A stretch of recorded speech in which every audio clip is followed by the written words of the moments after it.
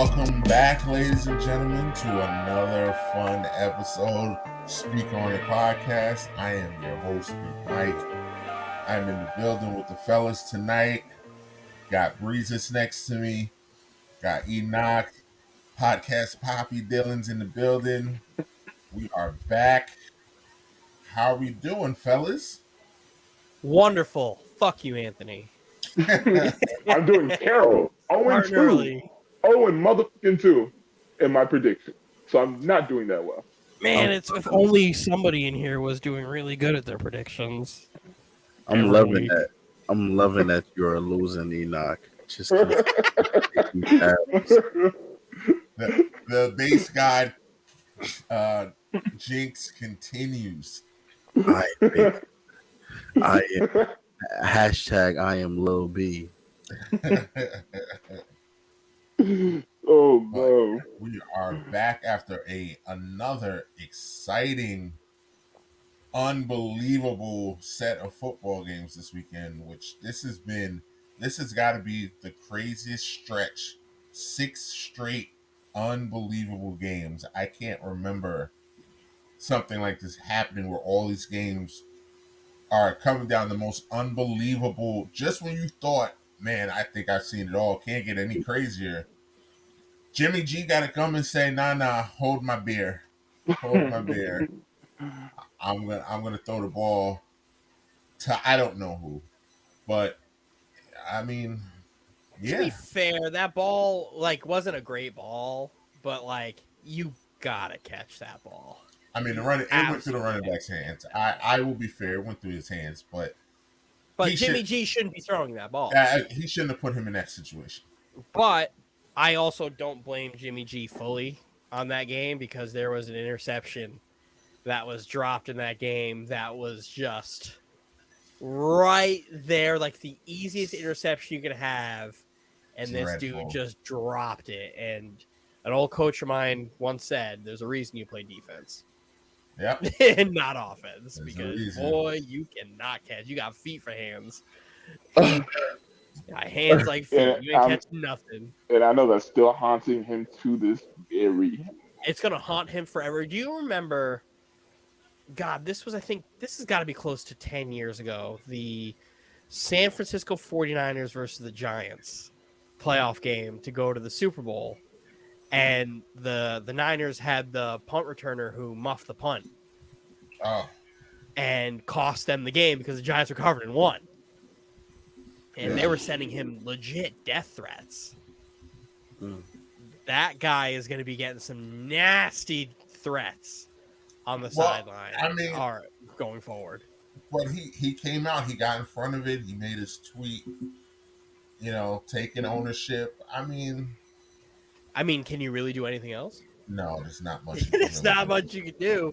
And as a fan, if that was my team, I'd hate him too. I would legit hate him.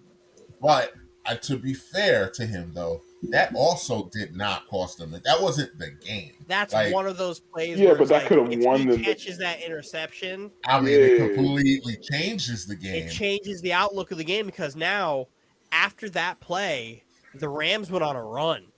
Yeah, where Matt Stafford was just hitting everybody.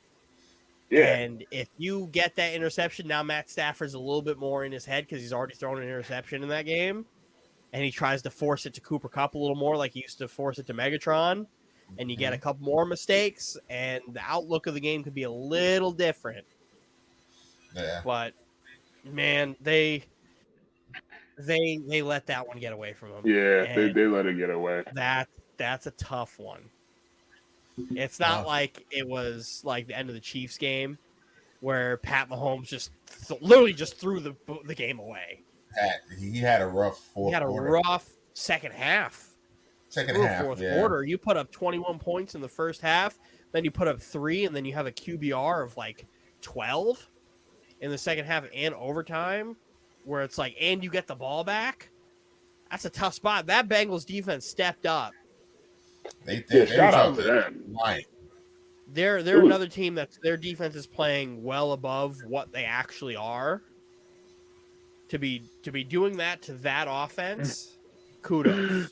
I can't Can't wait for somebody to expose Eli Apple to be the I, bum I, that we all know he is. I was just about to mention him. Like, you saw what he said to Tyreek Hill. He's out here talking like he's Deion Sanders. I can't No, but you gotta wait like it.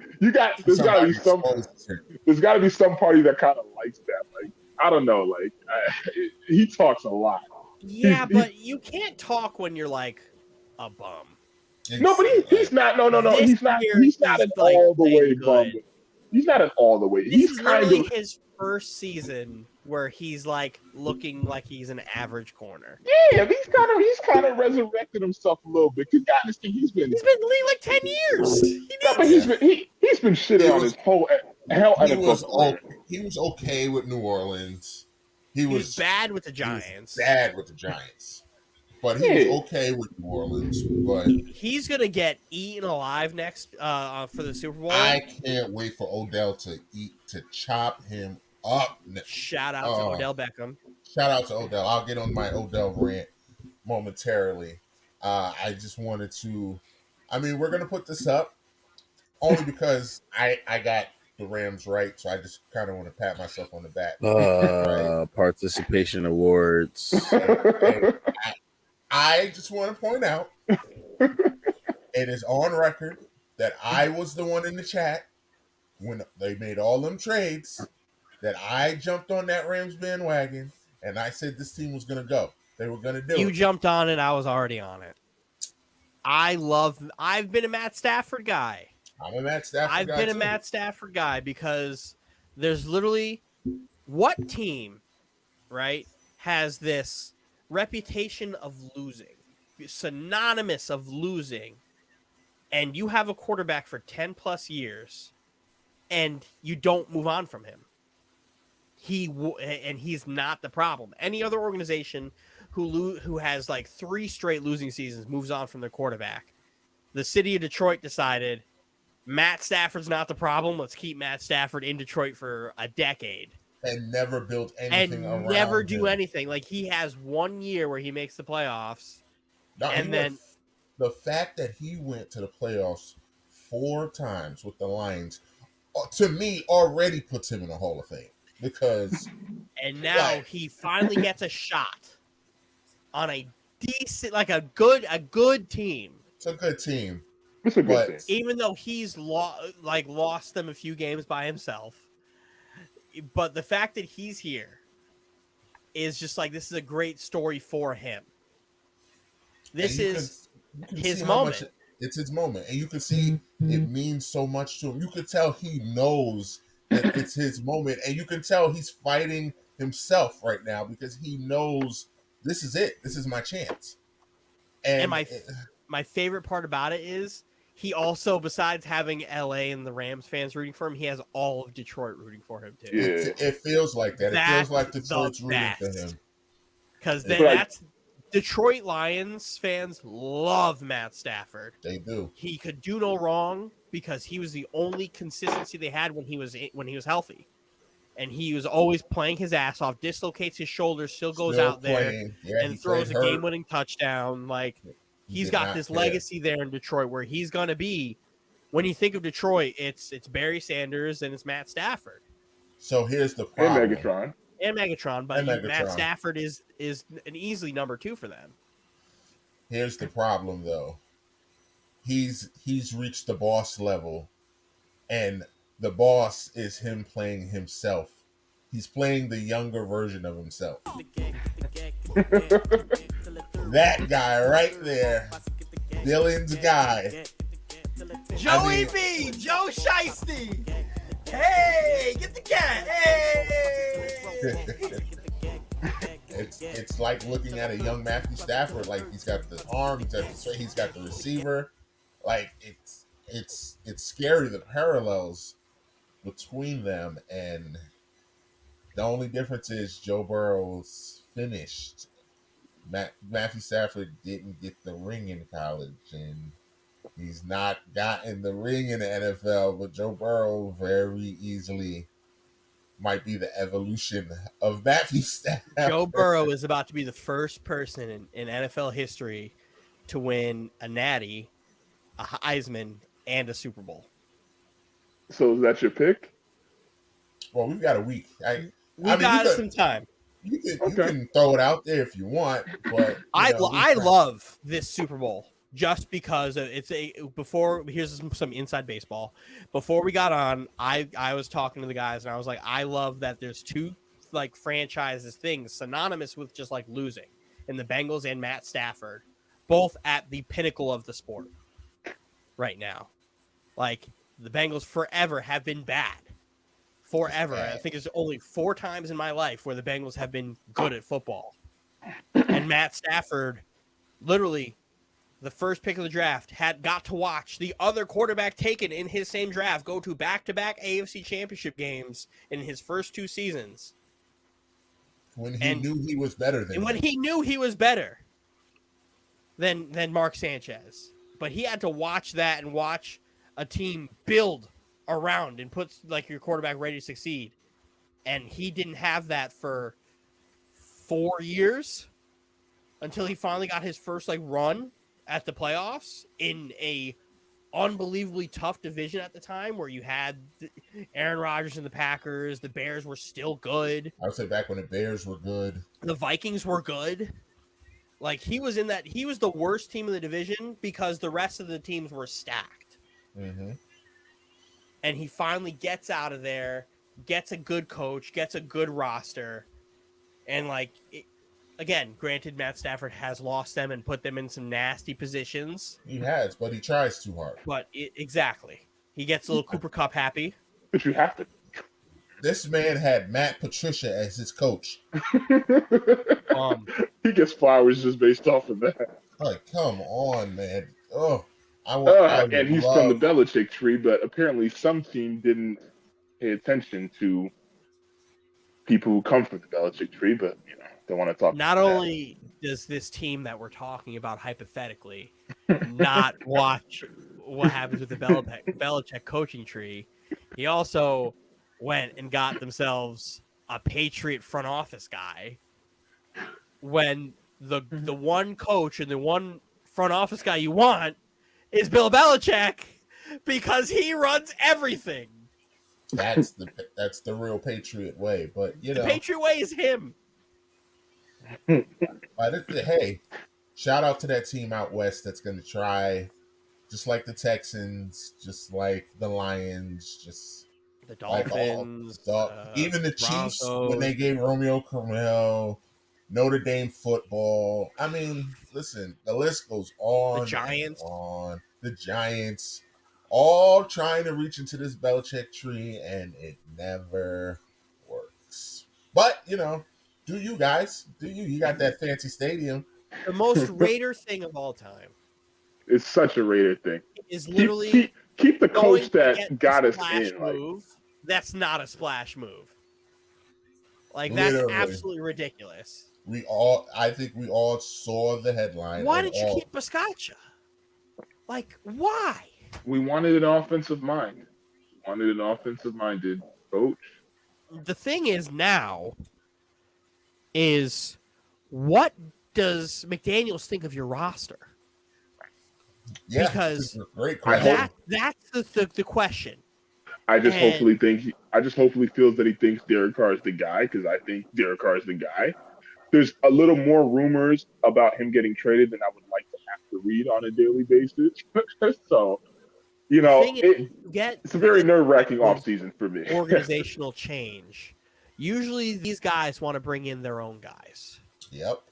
And if I'm the fans of the Las Vegas Raiders, especially knowing what I know about McDaniels when he was in Denver, how he treated these guys and how he didn't have any respect for anybody coming in.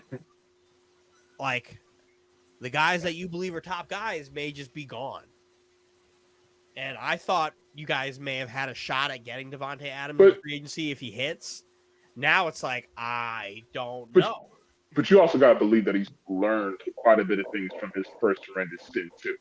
You would hope that he learned. Yeah, so it's more so you just got to be hopeful that, he's learned from his past mistakes and that he's going to be who he thinks he can be. Because I believe we're not going to bring in anybody who just doesn't know what they're doing. At the end of the day. I don't think any team brings in a guy they don't think knows what they're doing. I mean, Adam Gase had different head coaching jobs, and he never knew what he was doing. So, like, nobody hires somebody to think about firing them in 2 years.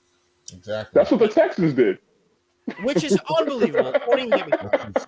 Which is why the Texans are a bad franchise. They literally said we have no intention to keep When I saw that McDaniels got hired along with the other Patriots front office guy, I looked back to, I'm not going to say this is as bad of a hire as the Adam Gase to the Jets thing, right? Because there's not really many hires that are worse than that. But this goes back to like moves that bad franchises make to kind of reset the franchise, to then blame this guy on his way out to then start fresh.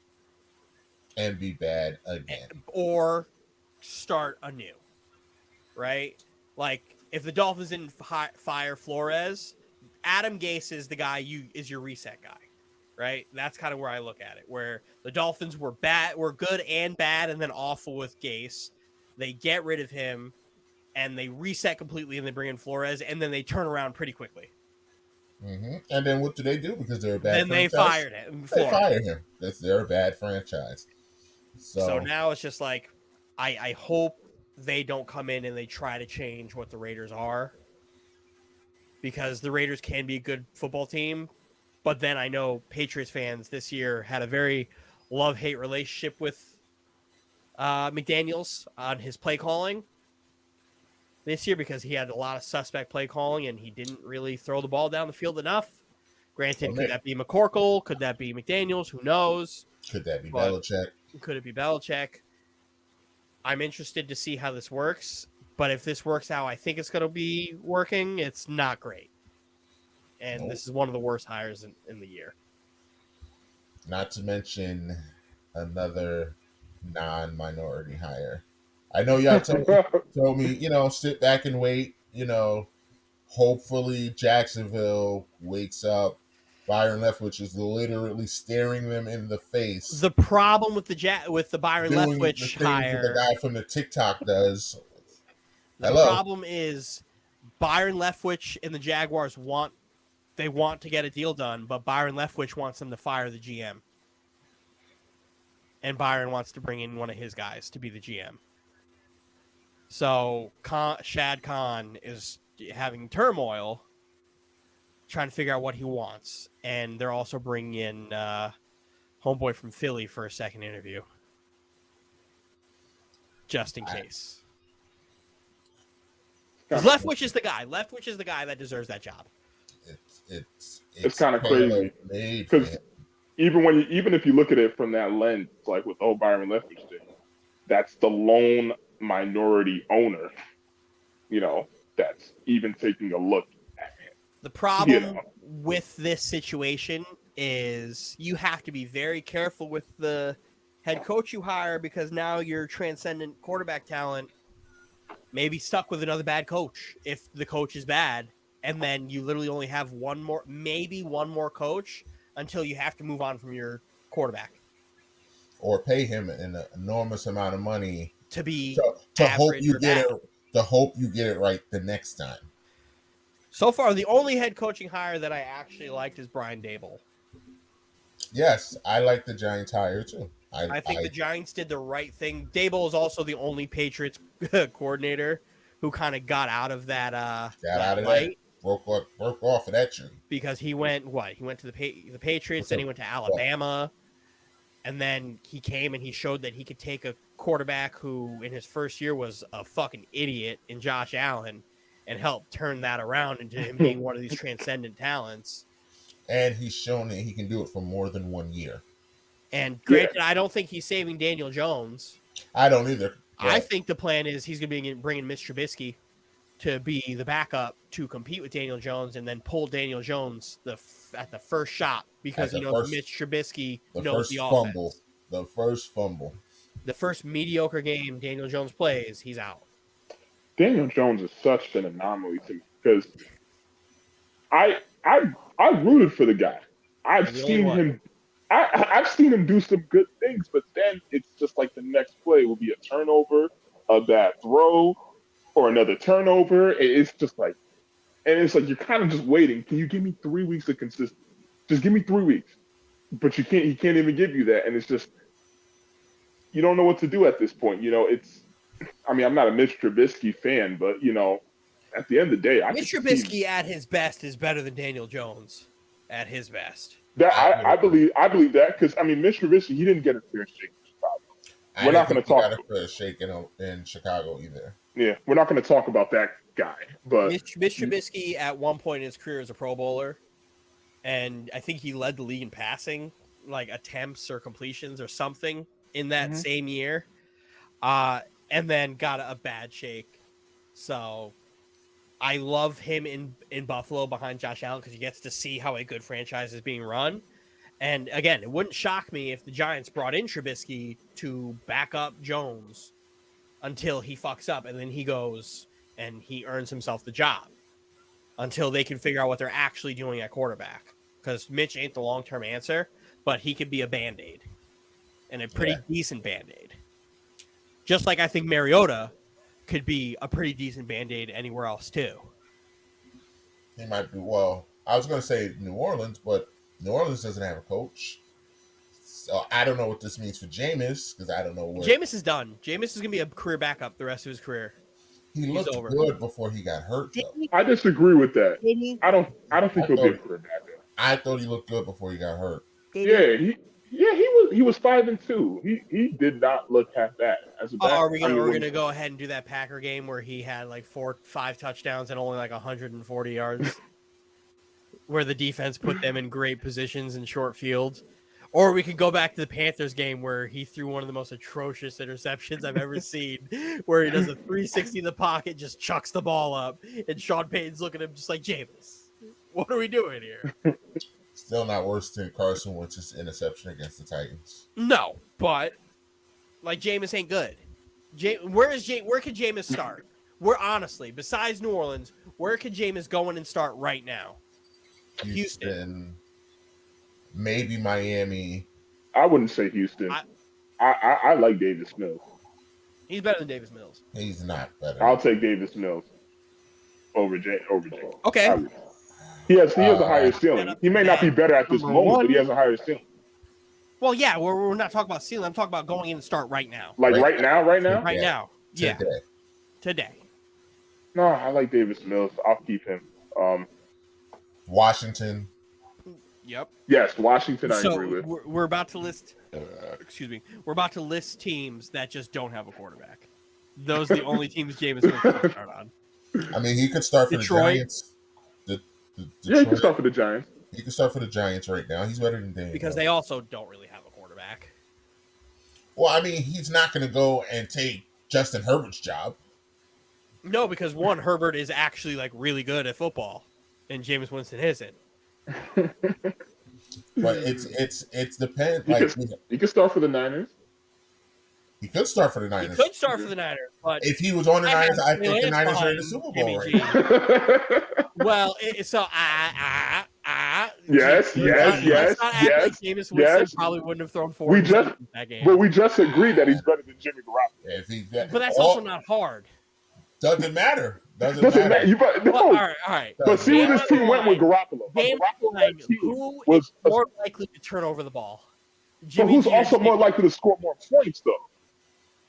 I would say So Jimmy that's what we're G. doing. We're going to I put would say the Jimmy G. turnover versus touchdown thing. Remember when Jameis entered the 30-30 club and single-handedly cost the Bucks a playoff appearance?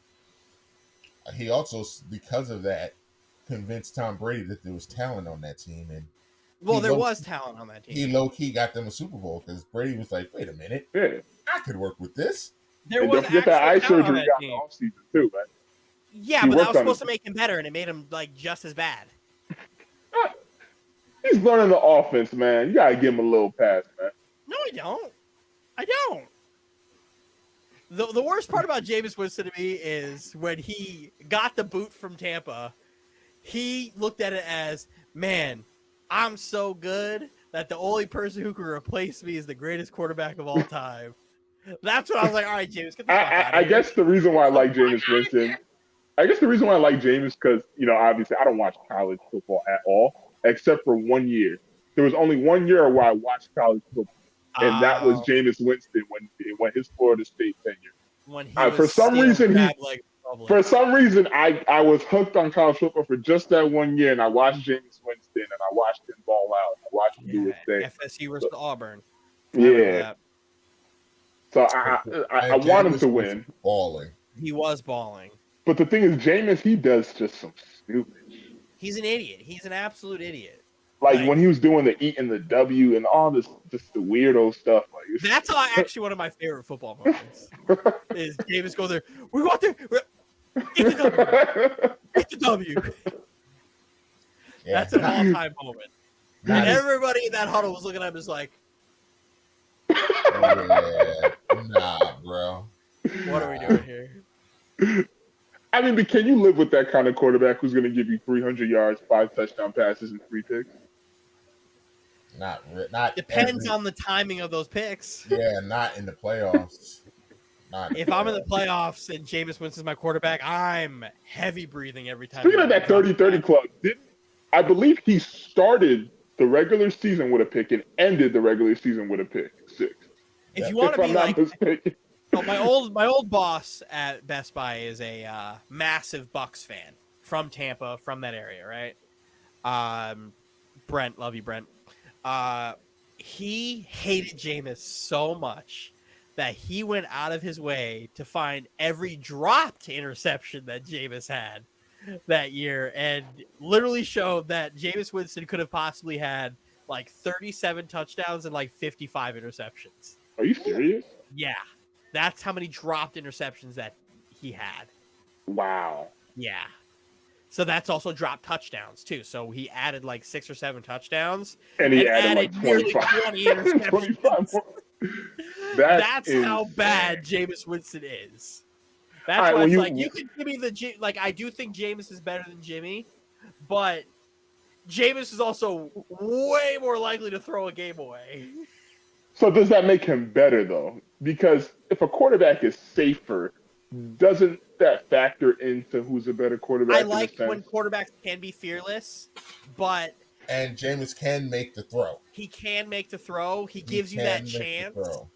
But Jimmy G is not that guy. Jimmy G can't make that throw, but he's not that guy. Jameis could possibly throw the game away in the first quarter. And Jameis will stand there in the heat, in the pressure. And he'll keep going. And he'll keep throw throwing. the ball. You put just like as we learned on Sunday, you just put a little bit of pressure on Jimmy, just a little bit. And he folds. He folds. I mean, granted, you got to give him a tiny bit of passes. Again, that Rams D line, you can't contain that unit the whole game. At the end towards the end of the game, with the way that offensive line is, you probably could have, and they did it. No, but that O line, we're talking about towards the end of the game. That O line started to crack a little bit. Yes. You know, Trent Williams, he's not 100% either. You know, shout out to him. He was doing what he can. But eventually, Aaron Donald and the boys don't get you. They're going to get you eventually. Can I just say that this is the third straight playoff game that I saw Trent Williams go in motion at tight end, and they don't run behind him. You have Trent Williams being motion at tight end while the ball is snapping for you to run to the right side of the ball, and 3 times I've seen them take the handoff in the middle and not follow Trent Williams. It's a decoy, man. Nah, follow him. Like, he's going to get you the first down. I've seen it too many times not work. And here we are. And me and my brother were sitting there like, oh, they're doing it again. They're literally doing it again. They're not running behind the extra lineman to that side who is pulling to give you the space. I don't get it. You gotta ask Kyle Shanahan that, man, the guru of running. He can run. He can get you a 1,000-yard rusher no matter who your running back is. But what type of run is that? What type of run is that? Terrible design play, Kyle. What are we doing? So yeah, like I said, we will save our picks for next week's show. I gotta save my money for the food that I need to order for the game. So Definitely that too. All of our viewers on YouTube, stay tuned for the video of Anthony paying off his debt to me Yes. because it is coming. That's a, Are we watching the Pro Bowl? I'm not. I am. There's no reason for me to besides the fact that it's football, but like, might as well. Yeah. I get to see Jet Pro Bowler Braxton Berrios. He put in some work. All pro kick returner. They're doing like some skills challenges that I think are going to. That's the only stuff I'll really pay attention to because I think that stuff's interesting. Watch that. Yeah. I wish they had actual like cool shit. Shit. But whatever. The game, however, there's no reason for me to watch this football game. Zero. I'll watch a little bit of it. The last Pro Bowl I watched was the one where Pat Mahomes and Jamal Adams won the Pro Bowl MVP. What was that, like 4 years ago? Yeah. I mean, Pat Mahomes, he said he's going to be there. So, I mean, well, he's got nothing else to do. Homeboy just lost. Yeah, he don't want to be near his wife and his brother because everyone hates them. So he don't even want to be seen with them. I never seen somebody, the world turn on the Chiefs so fast because of his wife and brother. His brother does seem like a jerk. I don't know. Like an obnoxious person. He's reveling in the moment. Your brother's famous. He has $500 million. He's reveling in the moment. He's enjoying the moment. You know, a little too much. I'll give it. But shout out to Hunter Renfro for making his first Pro Bowl appearance. Yep. Raider Nation in the building. Yeah. Got to represent for Vegas. Oh, you done? Oh, okay. All right. Here's a playoff matchup. We'll have this up next week as well as we do our. I think we're able to say Super Bowl. I don't know. Superb owl. We could do The big game. Yeah, next week we'll do our big game preview with these two teams, and we'll have some fun. I told you.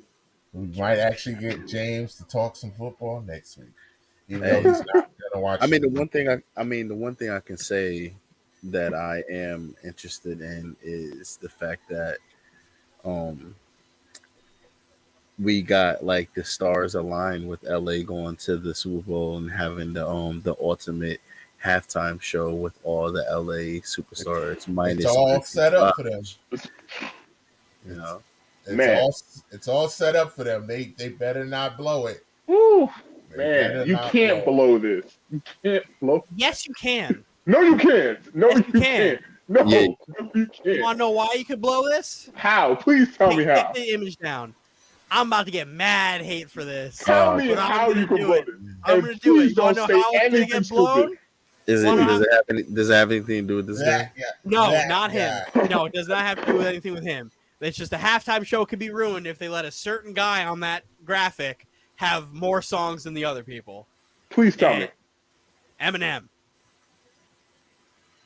If you let Eminem have more songs than anybody else on that list, people will be walking out and sleeping because Eminem in his 27-year-long career has all of 3 good albums and a terrible discography. And do not tell me I'm wrong, because I'm not wrong. I'm very right. Please tell me the last great album Eminem had. I'll wait. I mainly agree with you on that. He's had 3 classic albums. A lot of trash. Not everything. He's had some okay ones. Recovery was good. Recovery was awful. Recovery was one of his worst albums of all time. Recovery was awful, Mike. What are you talking about? That Recovery was awful. Recovery is the one with him with the gray hoodie walking, right? Yeah. No. Is that a relapse? That album might have been Curtain Call. Is it? That's the one with I'm not afraid to take a stand.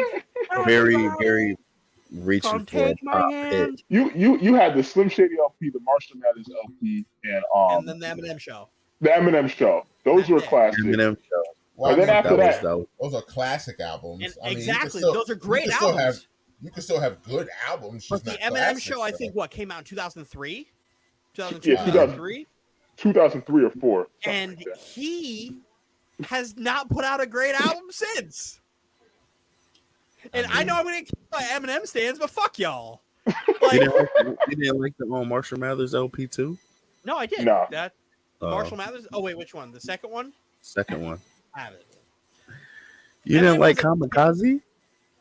I did like Kamikaze. That was the There's one. Fire songs Beat? that are good on it, but like Eminem has one of the worst ears for beats that I think I've ever listened to. So bad. The only other person who's just as bad with ear of beats, who I'm gonna get hate on for this one, is Nas. Nas has terrible No, that's ear for true. beats. That's true too. It's not true. Not- That's That's true. That is true. Nas is my second. I Nas love is my Nas. second Nas is one of my favorite favorite rappers artist, of all but time, but his It is his not- beat selection, is not there. Listen to me and listen to me good. If you Right. go back and listen to his music now, you will have a different take on it. That was just a take that everybody was just eagerly and easily to run with. If you go back and listen to his I listen music to music a now, lot. Well, I guarantee you'll have a different In my take. opinion, I've listened to The only that. album that was bad was the Kanye West produced one. That one was, Nostradamus that one wasn't just- bad. That wasn't just bad. That Nostradamus was wasn't bad. Nostradamus was pretty bad. Go listen to his beats selection, his beat selection. All right. That's a bad rap that everybody is easily able to run with. No, but he still has. He's still one of unbelievable. the- He's still great. he He still puts out better has music than literally- Eminem does. Yeah, he still has Illmatic, and then I mean, personally, my personal favorite, It Was Written. Like I love It Was His- Written. It Was Written was just. I like that more than the first one. Life Honestly, is yeah. Good is a classic to me. What was that? Life is Good is a classic album. Also enjoy Life is Good. Mm-hmm. Mhm. But again, that goes back to him putting out better music than Eminem. Mhm. But that also goes to Eminem having a terrible ear for beats and Nas having just a slightly better ear for beats. In my opinion, it's a bad No, comparison. I think it'll be balanced. I don't think anyone's going. That's to the try only it. way that halftime show is dog shit. I is do if they're agree like with Dylan Eminem, on that, go though. ahead. I do agree with them with Dylan on that podcast, Poppy. If they let Eminem run away with it, it's gonna be a travesty because there's so many other people on that list that have hits. Like Mary could just go on. Let Mary go. Let Mary Oh, go. yeah, let There's not Mary gonna be a go. single person in there who's mad at If she Mary. plays her whole My Life album, I'll be happy with the Super Bowl show. She Put plays the graphic back up. Snoop, Dre, Mary, Kendrick, Eminem. Let Eminem have like half a song, and then let everybody let everybody else go. Let everybody else go. He said Let half a Snoop. song. Let Eminem have half a song, and I am curious on how they're gonna do it though, because a lot of Eminem's early music was very controversial. So what are they gonna let him go with? No, but all of them have. All of them, maybe except My Mary, Name Is. has controversial music. I mean, that's a good question, honestly, because all you like, can say there's that a for lot pretty of much. Eminem you literally can't play. Yeah, He's Whereas gonna have, he he's literally- gonna have, Some of the he's bad gonna have to Snoop stuff, perform you can Lose work Yourself. around it. He's gonna have to Collab. perform. He's gonna have to perform "Lose Yourself." He's gonna have to play the him and Rihanna single. but that's if Rihanna comes out. Like, Well, she's No, pregnant as fuck, she may so- not. She may not come out to that. But She's pregnant. that these are the safe songs. I'm saying. You know, they'll just probably not like leave out the cussing, or they'll probably just skip past the cuss gonna be lyrics and stuff. Heavily edited. Yeah, it's gonna be. There's a It's lot of gonna be. culture stuff is cuss heavy, and they're gonna let him go. Yeah, It's just 'Cause his how- music's is just better than he Eminem's. might get away with performing "Rap God." Very popular Yeah. song. It's a popular song. yeah, I but know. but the thing is, I don't want. Bad. I don't want. Isn't I it don't in want the Eminem. commercial. It's in the commercial, Yeah. right? Yeah, but I just don't want Eminem taking over because again, some of his singles sometimes don't age well, man. So it's No, like, I every song- I don't think that he's gonna run away with it. But if you think about halftime shows, they're kind of long. Pause. Yeah, They're kind of long yeah. shows. 15, 20 minutes, yeah. Maybe even longer. Maybe sometimes half an hour. But Just do what I said. Give him half a it's song. it's so many artists on there. There's so many songs there. So I think that he gets like 3 verses. He gets 3 verses. I'll take I that. think we'll see because I mean they're pushing this LA thing, so I think it's going to be heavy Dre, It better be and heavy LA Snoop. because I don't want the Detroit guy in there. That's Dre's why I gonna think close it. it's going to be heavy Dre and Snoop. Mary will come in and do a song or two. I She think has a M couple will do. songs with almost all of them except for Eminem. I think she The, has. Like, No, I don't think she has. Yeah, she doesn't have a song with Eminem. I think Kendrick's the one that we got to watch out for because Kendrick's the one who's gonna. that's the guy that might come out and say anything. That's the guy that they're going to have the delay on because he No. can come out and say. nah, I don't think he's gonna do that. I think he may close the show. I would love for Kendrick. No, to I think close the Dre's show. going to close the show. They're kind of marketing Dre's- Dre as I like would the like big one. Dre to open the show. Nah, It's his I- it's the his best way to do it. performance. I think It's it'll be his the best way to performance. do it. Let Dre No, open and then end Yeah, Kendrick. it's Dr. Dre and friends. Exactly. It's his Yeah. performance. He's the This is Dr. headliner. Dre and friends. It is. So, I mean, it They're all is. It's tied Dr. to Dre. him. They're all Yeah. tied to him. It's Dr. Yeah. Dre's performance. Now So that's true. That's true. it will be very Dre heavy. We might. I mean, they're not gonna let us get NWA, but Yeah, they ain't gonna play nothing on it. They probably wanted to play. could I see Ice Cube come out? I could see Ice Cube popping up. And they got I enough would- people on yeah. that stage, man. And they got bring enough. out the what's his face, Too Short. They bring out the Mount. They are not bringing out Too Short. They ain't bringing out Too Short. Too, White Too Short white can't be on people- TV, My man. favorite they don't know who word. he is. I don't listen to every single Too Short album. That man cannot be on public. Nobody can watch that. No, but man, if he starts performing, everybody's gonna lose it. They're gonna if it goes dun dun dun dun dun dun, you're gonna get hyphy in there. Mhm. Nah, but they got too much people already. I don't see any extra people coming out. They already got 5 people. You know, Fuck it, bring Fine. more. they got 5 people More. more than As long enough as you to can find hide something. Eminem, bring more. They're definitely doing California Love. They have to do that song. So Some people are actually speaking of that. Some people are actually saying that it's maybe rumored that the Tupac hologram. I was about to might say, come out. give me the Tupac hologram. oh, they've got the money for the Tupac hologram. Give it so to me. Give me all that. I would, like I said, because they're gonna do California Love. There's Yo, absolutely they're gonna do California Love. So there's a good chance we could get the Tupac hologram. While we're on the fuck Eminem thing, did you guys see that they were talking about Eminem and Busta Rhymes doing a versus, Yeah. and how Eminem stands 0 chance in doing a versus against Busta Rhymes? It's a bad match. It's a bad matchup. There's not a good matchup for Eminem. Well, I His- wouldn't say. his music isn't for that. His Yeah, music his is music- not for his that. music's He's a not for that. terrible choice for a versus. No. and his- Buster is And not the Busta one. will not lose that to him. Buster's not the one for that. Imagine you're sitting there with a crowd trying to get them all just hyped up, and you're trying to get a reaction, and then you start playing fucking the theme track for fucking 8 Mile. Hey, That'll work. That'll work. For a Hey, minute. hey, It'll work for like a second, and then it's like, all right, what's next? That's And But starts- like, he Hi, doesn't My got Name Is- he doesn't got 20 shit of like those. that. He don't got 20 Hi My Name Is. He don't got you don't 20. think you could find 20 Eminem tracks for a versus? Do you think you could find 20 Eminem tracks that you just want to listen to in a row? Let me hear you name 10. I think you could find 20. Like, I that's mean, a legit. I'm That's a legit waiting. question. If you 'Cause you gotta- name 'cause- 10 but you songs gotta that you understand. listen to by Eminem, but you got to understand something. Yes, he's had a long streak of bad albums, but even on those bad albums, he's had some hit songs. some You know, yeah, You some. name So 20. when you consider the early portion of his career, where every like his first 3 albums are straight classics, you know, you can come up with 20 tracks. Name 10. Name 10. I just Name. want to put out. This is Anthony right now. As you say, name 10. Yeah. struggling, Name 10. struggle. Name 10. All right. Okay. Obviously, Lose Yourself. Well, if we're talking about a versus, I can't. Wow, you're struggling after one. Oh. Don't tell me you're struggling after one. I'll help. Yep, my name is. You have Till I Collapse. Real Slim Shady. Real, yep. The song with Rihanna. Mm-hmm. Stan. I was about to say Stan. Mm-hmm. He can do the song "Guilty Conscience" with Dre. He can Could you do. do Just- Renegade just- with Jay You Z? forgot about Dre. No, that's Jay-Z's song. That's not Yeah, bad but about he it. still got a verse on it. He could do "Forgot About Dre." Forgot about you. That's what I'm talking Yeah. about. Renegade. Just Yeah, don't give a You fuck. do Renegade because he's got a verse. You had Jeezy out here doing raps he wrote out there on verses, so you could give Eminem. Yeah, but verse he like had. but the thing is, I gotta be honest. When I hear everything I just said, I don't see that.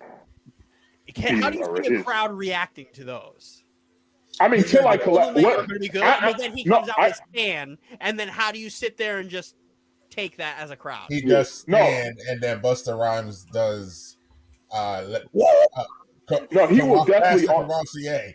Like, No, Till I Collapse would definitely win him around. Till I Collapse would definitely win him Yes, around. depending on the song. It's just a bad matchup. It's You just can't a terrible compare. matchup. How could you put Eminem in that like type of? I think thing? the two hardest people to go up against. That's like would be putting J. Cole in a versus. You can't put J. Cole in a versus. No, you can't. The two hardest people to beat would be Tupac and Dre, in my opinion. Hov. Those would be like the two hardest people to beat in a versus. You don't think Hove is hard to beat in a versus No. with his No, longevity?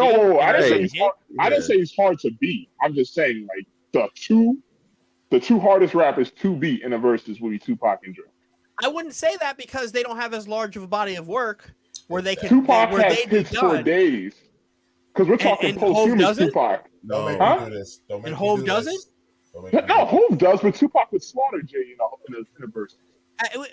We're What? talking hits. We're talking hits. Yeah, we're We're talking ta- hits. We're talking Yes, hits. and we're talking all the way from. We're We're talking talking Tupac's first album, We're talking Tupacalypse Now. We're talking all the way from his most recent posthumous work. I'm not- Tupac would slaughter Jay in a verses. Bruh. Yeah, No, he wouldn't. no, he wouldn't. Slaughter? He A wouldn't. slaughter? Dude, Mike, when's the last time you listened to All Eyes on Me? I don't know. How many on just that double Water? disc album does he have? Come Bro. on. Name. I could literally play. Machiavelli, the Don Illuminati, Black 7 Day Album. Theory, I could Me literally Against play the the World. Black Album Blueprint. and slaughter that album. Reasonable Are you doubt. serious? I'm playing the Black Album and I'm killing you with that. Oh my God. I'm killing Really? you. Yep. Really? I ain't even touched Blueprint yet. Reasonable doubt. I ain't touched Watch the Throne yet. Well, like, what? We're talking hits. Yeah. Versus hits. What- You're saying what Jay, hits- Jay would What smoke hits you Tupac. want? Name What me a hits rapper you who has want? more hits than Jay-Z. Tupac. Tupac has more hits than Jay-Z? Yes, he Is does. Tupac alive making music? I must have missed all How of much those post- mixtapes. Y'all seem to be forgetting his early posthumous work was also very good as well. His early posthumous work. You realize that Jay-Z's been making music for 20 years since Tupac And died. we're talking about Since he died. we're talking about 20 songs. We're talking about 20 of his songs versus 20 Pac songs. Mhm. I can compile Not a 20 Pac slaughter. songs. It is not a slaughter. I think it's a very good battle. A very good battle. I don't even think it's a very good battle. I think it's a I think Jay-Z wins. You think it's a landslide? I think it's a landslide. I don't think Pac gets very close, to be honest with you. I think it's a landslide with Jay. Well, hold on a sec. Hold on. Hold on. Wait. One sec. Because we gotta because when you think of like a general crowd as well, like not just us. If you're Yeah. appealing to a general crowd, you're still going to get Jay-Z over Tupac. Are you sure about that? Yeah. Yes. Take yourselves. Remove yourselves from this discussion for 1 second and think about the general hip hop public. Are you saying this would be a landslide Jay-Z over Pac? Remove yourself from the discussion for a I second. never said it was going to be a landslide for either one. I think it's going to be very I close, but I still give- think Jay wins. I give my score would be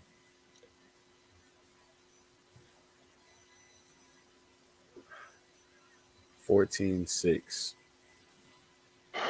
It depends, and it depends on the DJ. And Placement it of depends if Hove songs. does feature songs too.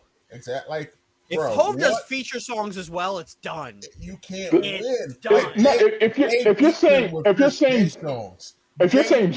you're saying Jay-Z beats Tupac, okay, that's one thing. But you're saying a landslide?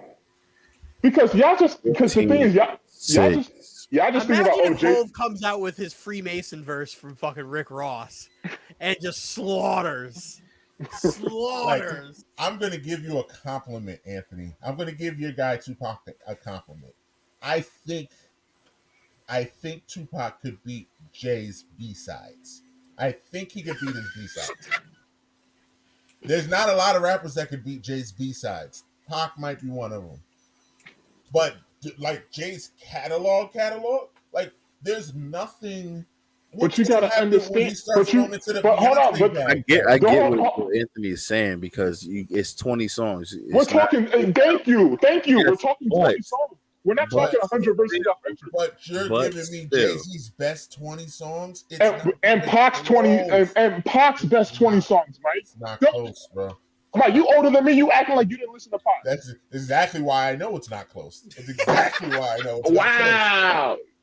You seriously telling me it's not even close? James is 14-6. 14-6. It's gonna be somewhere in that ballpark. I give Pac his hits. I give him Bonnie and Clyde. I give him Wait, California Bonnie? Does he? He doesn't. Bonnie and Clyde? versus Jay-Z.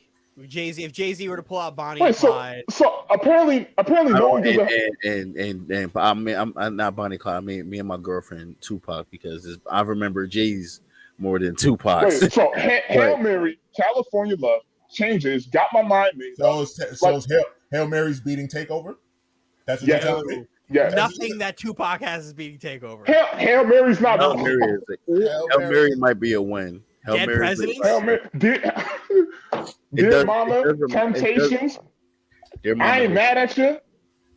Dear Mama does Against All Odds. Like, come on. Are we seriously trying to Part of say the this is City? a landslide? Like, we seriously trying to say it's a landslide right now.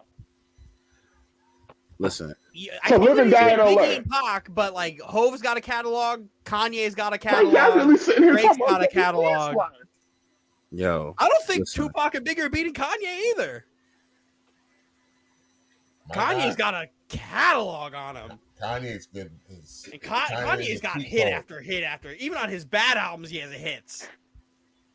yeah, I don't know, Anthony. The reason why I say this, so like when we're thinking about legacy, we automatically think that he stands a chance, but it all depends on placement of these songs and then what you can pull from as well. I know it's not we're not doing catalog versus catalog, but just the things that an artist can pull from for his 20 versus who the other person can pull from when we go for with against a deceased artist that has been gone for 20 plus years, the catalog just isn't the amount as the same. It's not gonna hit the same when Jay plays Niggas in Paris. It just doesn't hit the same. There's nothing Pac can play that's gonna hit the way that song's gonna hit. I can't say that song name, so I'm glad you did. What are you talking about? No, but In Paris. In Paris.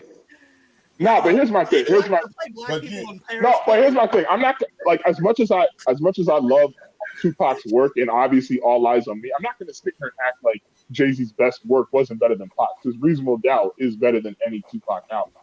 You know, Volume 1 is better than any Tupac album. You know, so I'm not going to sit and act like Jay-Z's best work wasn't better. But if we're talking about straight hits, I don't like if you said Jay-Z wins, okay, cool. But like landslide, I'm not agreeing with the landslide. I think it depends on the placement. It depends on the DJ for me, and it's going to be hard. I'm sticking to my If he comes out here, he starts playing Big Because Pivot. let's start with Tupac. How do Homie you start calls. off against If Big my Pivot? homie calls, brother's got a baby. Keep your head up. Keep your head up. All right, let me Brenda's stop. got a baby does not win a versus round. First of all, it's too slow. It's not gonna win a versus round. The streets are death row. Who? What song is that? The streets are death row. If I don't know that song and I'm a music guy, that shit is not winning. He's- The Streets of Death Row is not winning against the Dynasty intro. Exactly. We're also forgetting like Jay can't even use the songs with the pedophile. Like, come Wait, what? on, man. Come Kells. on. If Jay reaches into that bag, like, come on, man. Jay has a song with Michael Jackson, bro. He's not winning. He's not winning, bro. If Jay-Z comes out with public service announcement right off the rip, Yo, That's an it's interlude, and there's nothing he's gonna do with that. it's so funny because when Jay was the obnoxious asshole as he is, when he said that, yo, I've never performed Grammy Family freestyle. And what you gonna do when I do that? Nobody's ever seen me perform that live. And when you think about him saying small, subtle things like that, like a song or a freestyle like Grammy Family freestyle that nobody will ever even think of him performing, that makes you think about what else he would actually perform in a verses that is just like unbelievable. He can literally just do like 80% of the Black album, and it's just like that's tough to beat. That's Change just tough to beat. clothes, bro. Oh, If Change he Clothes is performs, fire. he could perform one of his fucking Linkin Park renditions, bro. You Or think yeah, about it, bro. Think about it. It's too many. I These are am thinking hits. about it, and These I'm are also thinking. hits. But I agree. You got It's just you so got hard Hail when Mary. Jay-Z could just pull out a feature You got, version. yeah. I mean, And it's but just you got Hail dirty. Mary. You got California Love. You comes got a lot on the Pac side, man. Like, but you not really as much do. as the J side. I Yeah, have he so has a much lot of more of a songs, but when bag you to put pull out of. Tupac has a lot of great songs. The Pac But bag when is you limited. put, And Death Around the Corner, that's Tupac spaz on that when song. you That's put one of them, his best. So You many put tears. Jay's So many version of tears? Diamonds. when So you many face to tears? face them, I'm not a businessman. I'm a businessman. Let me handle my business, damn. Oh, I am not oblivious to Jay's greatness, but let's not sit you are here and acting act like like you are oblivious to Jay's. no, I'm not, because I even I understand won't Jay. take Jay-Z slander. No, I'll give you 12-8.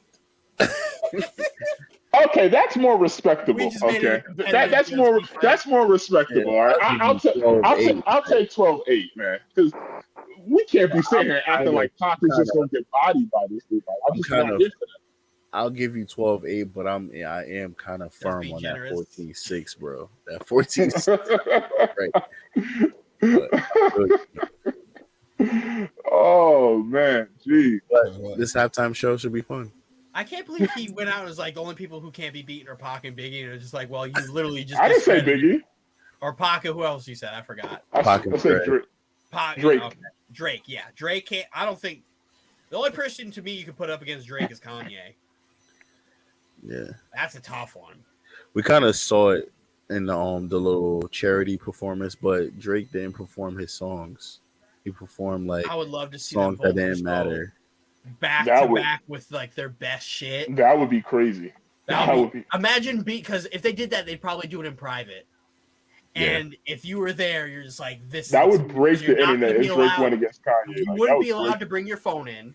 It Yeah. wouldn't be anything. It would just be I haven't experience. I haven't watched it yet. It's on Amazon. It might still be on Amazon Prime. Maybe it may still be there. I have They're to probably see not gonna take it down because it's gonna continue to stream.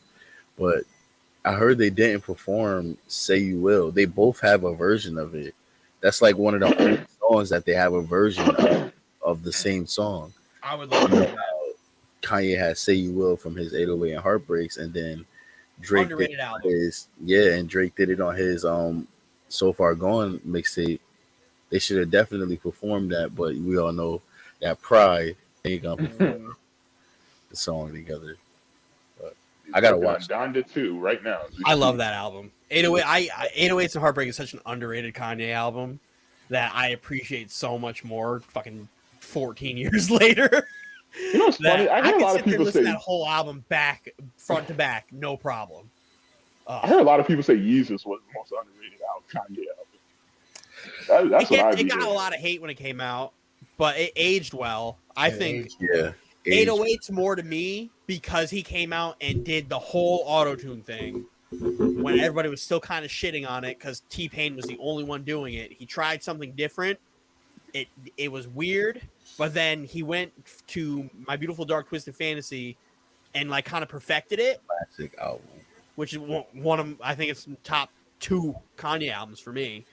He It's came in that or after 808. Graduation. That's it. After 808 came in and had all the weird under control. Now Donda though. Donda's fantastic. Half of Donda's fantastic. Yeah, but late registration for me, that was the Kanye. Graduation to me is so fucking good, man. Graduation came out at a time where, do you remember the Kanye 50 battle Yep. Oh for yeah. sales, and they're like, "Yo, if I lose, I'm retiring." And then 50 Cent just disappeared. They showed Kanye the pictures of like Curtis, like there was like stacks of Curtis at the store, and then graduation was completely like almost gone. empty. Was gone. I can give you guys like an insight that was more of a ploy to get rid of gangster rap and bring in the hippie backpackers into the game. That was a ploy. They both were in on it. That's how I feel like they were definitely both in on it. But Kanye's graduation, it was just such a good album. You couldn't deny it if you wanted to anyway. So it didn't matter. And it was versus what, Curtis, right? Yeah, versus Curtis. It wasn't That against. album. It wasn't against like 50's best work anyway. So it was gonna win. You just couldn't deny it. There's nothing. Yeah, but that was like both the third album, Yep. if I'm not mistaken. Yeah. Mm-hmm. It's just that Kanye hit such a peak where it's like, all right, he's got Gold Digger, he's got Good Life, he's got all these songs coming out. Sierra Leone. Flashing lights. Can't tell me nothing. Can't tell me nothing. One of my favorite. I love that song. Oh, Wait, what did Curtis have again? Didn't Curtis have like amusement park or something like that? Yeah, the Straight to the music bank. part, I get money. I get money. Yeah, I get money. I Get Money was fire though. Yeah, I get money with. AO Technology with Justin Timberlake's a fire song. Was it was Money in the Bank on there too? Yep. Had a few good songs on that album. No, it did. But It like did. that whole Graduation album is just that's a tough to beat if you're anybody. Yep. Oh, We just turned into a versus cast. I know we so got off track. hey man, yeah, good conversation. Good Good music conversation. does it, man. Listen, we do everything on this podcast. We do everything. It's in I the had to flex my rap muscle real quick. Oh, I know what the fuck I'm talking about. oh, Marshall. I respect you as a rapper though. Your music stinks. Mike, we gotta do a rappers chalk talk, man. We gotta do one for like top rappers or top rap albums or something like that. That's gonna run over in so much time because lists for rapping, like the list for music, we just talked about Jay-Z and Tupac for like 20 minutes. Anthony's delusional. I'll take that to the. sense on this show. I will defend Machiavelli to the grave. I don't give two shits. Like you should. As you should. You know who I'll defend to the grave? Who? Kevin Durant. But LeBron who's replacing him? James. Who's LeBron replacing him, by the way? I have no idea. They'll probably don't know. announce that I as it don't gets think closer. they stated yet. They haven't stated who's gonna be in the starting lineup. Last year was Sabonis for Durant, so I hope it's not Sabonis this year. I doubt it. Who has the better team? Well, they haven't drafted the teams yet, but here you Oh yeah, started. This those the are the starters. Shout out to Andrew Wiggins. I've been caping for Andrew Wiggins on the internet since he got. That's a into travesty. All-Star. Let's stop. How is it a Let's stop. travesty? That's a travesty. How is it a It travesty? kind of is. I feel like I've been Travesty. saying Come on, this. Dylan. I've been Let's saying this not reach statement. too hard, Dylan. I've been How is saying it a this statement travesty? all pod so far, but I think that is a participation award for him as well. He has the same stats as Dylan Bain on whatever his name Desmond is on Bane? the Memphis Grizzlies. Desmond Bane on the Memphis Grizzlies as well. But Same his exact im- stats. His It's a- impact is more though. Like It's different because if we're going by the classic formula, the only people who have given me any arguments have been centers. And you can't put a center in a forward spot, even though it's three forwards. The only reason it's three forwards now is because it was that 1 year where all the centers were fucking terrible, Sorry. and they had to vote in a center regardless. mhm. So you're not going to give me two centers starting in the All-Star game. Because it's like, oh, yeah, Gobert. He sucks anyways, but he shouldn't be starting alongside Jokic in the All-Star game. Cat's good is a good one, but he's a center. You're not going to put Cat next to Jokic in the All-Star game. Why not? They used to put Kevin Garnett and Tim Duncan in the same lineup. Both. I'll But they give you both that can't- one. They Used both to. can't start though. They They both can't start. Why Exactly. not? It's the All-Star game. It's the same position. It's the All-Star game. The only one I could see is just like, why isn't Luka starting? because he Exactly. because That's he's not a point guard. He have him slotted he's a as a But forward. forward. that's He's a that's the forward. problem. Luca is positionless. So it's like, okay, and the only legit like one to me is Booker. But Devin Booker you should be can't put starting. Booker at Yeah, a he forward absolutely should be because he's starting. a guard. But then it's like, all right, if Devin Booker's starting, do you take Ja away? You have to. That's what I But would have Devin done. Booker got snubbed, didn't he? He got snubbed. Is Well, he who not an deserves it all-star more, at all? Ja? Well, He'll who get deserves it more, voted in Ja on or Booker? Thursday. It's close. I don't I know. say Ja Morant deserves it more. I'd say Ja. The run the Grizzlies are on right started. now. Yeah, he's literally carrying that team. Like, He's been playing unbelievable. That's why it's yeah, like I love Book, and he deserves to be here. It's just like, who do you move? like And how you can't going? put Booker at a forward because he's a guard. But you Devin Booker and you watching them name the starters. You see Andrew Wiggins up on that stage. Like, how you gonna feel when you Devin Booker? You know you better than that. Grow 3 inches. He said, That's "Bro." the only thing I'd say to D-Book is grow 3 inches. That's unfair because Andrew Wiggins plays two guard. But He he's plays actually a both forward. He plays Yeah. both positions. Like In a starting lineup right now, he's the 3 or the 4. depending on what they need. That's what Andrew Wiggins is having a great year. This is the best year Wiggins has really ever had. Like, So, arguably.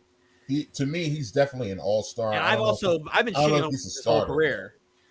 I think it's more confidence based because he's been in situations where he hasn't been able to have the correct confidence. When he was on the Cavs, they immediately traded him. When he was in Minnesota, he had so many issues when he was there. And then you insert Jimmy Butler, and then he comes in there shaking up the Fucking building. man. You insert Jimmy Butler, and he shakes up things. He's not the guy. His confidence is all over the place. And then where does he go after that? He goes to Golden State, and then his first few seasons there, he had a rough stint as well because they were like, "Oh, you're chasing the ghost of Kevin Durant to fill this slot," so he wasn't able to fill the shoes then, and now you're like you're a part of this rebuild, but not at the same time. How do you fill that position? And then the spotlight kind of goes off of the Warriors when Steph breaks his hand and Clay is out and Draymond is barely playing and everything like that. So the spotlight's on all these other teams, and then you got the bubble. He's not Bubble. they're not in the bubble as well. So he's able to build confidence without spotlight, and now this is who you see. He's playing like the guy that was on Kentucky, was it right? Kentucky? No. Was it? No. Kansas. Kansas. So like this is who we're seeing. My thing is with Wiggins is like, yeah, he probably shouldn't be starting. He deserves to be an all-star, but like I don't think there's anybody who could really replace him with, like, honestly, at that forward position. Unless you put Luka there. Unless you put Luka there. That's the only one I'd be okay with. If you're going by position. Yeah. So it's like that's the only one I'd be like, I'm like, hey, why is like I if I'm the NBA, I want Luka starting the All-Star game. Yeah. Especially in a lineup with Steph And LeBron. and Jokic. You have four guys who are so much more willing to pass. Then you have a guy like Ja who just throw alley-oops to the whole game from every aspect of the court. So it's like that's the perfect lineup. Put more passers. Mm. We got the East. We do. I like that East. I like that East so much. Well, I wish Durant was playing. Yeah, me too. Yeah. Me fucking. He probably too. can, but they're holding on him off. precaution on him. Yeah. Don't play him until he's 300%. As sad as it makes me, sit him. I mean, Trey has come on in the last He needs to shave that mustache. Yeah, week Joel- or two. Trey has come on. Embiid is like arguably MVP front runner right now. Embiid and Giannis are leading the way right now Yeah, because everybody else has just been hurt. But like they're Embiid playing and out of their Jokic. mind. I'll Jokic. say Joker. Embiid and Jokic. Yeah, for sure. But I don't know I can argue that. who's replacing Trey Young. I mean, maybe Kyle Lowry, maybe. Kyle Lowry don't deserve it. Nah. But I don't know who's starting in the East. That's a point guard. Point guard, Eastern Conference, point guard. Kyrie Irving. No. Mm. If anything, they'd move James Harden to starting probably. But I don't know. I don't know. There's really in the East for point guards is really not a lot. I mean, you could throw. I mean, I guess you could make an argument for LaMelo. Yeah, give me Melo. Give me Melo. Get Melo in the All-Star game. LaMelo. Melo ball. No. Yeah, LaMelo. As long as Carmelo's still in the league, there's only one person you The refer to name as Melo will go right? to the one who is more likely to be an All-Star. No, screw you. As long as Carmelo is still in the league, there's only one person you refer to as Melo. LaMelo Ball. Thank Give you. me LaMelo Ball in this spot. Thank you. I love LaMelo Ball too. He's unbelievable. But I don't. There's not a lot of good point guards in the East. All the point guards are in the West. But aren't they doing the double guard though? Because if That's what I'm saying. You put James Harden there. If that's the case, James Harden is not. No. James Harden will be an All-Star. It's just how it goes. I don't think he deserves to be, but he will be. Because again, I would have put Zach LaVine in there. I would too, but isn't he still out? Yeah, He he's is. So Go he on. won't be Bradley playing. Beal doing this season. Bradley Beal couldn't have an argument. Hey Wizards, if you want to give me Spencer Dinwiddie back, I'll take him. Burnt that bridge. Not Nah. going back. That bridge ain't burnt. We helped him. It just we couldn't afford to pay him. We'll trade all the guys we paid. Fuck it. Give me Dinwiddie back.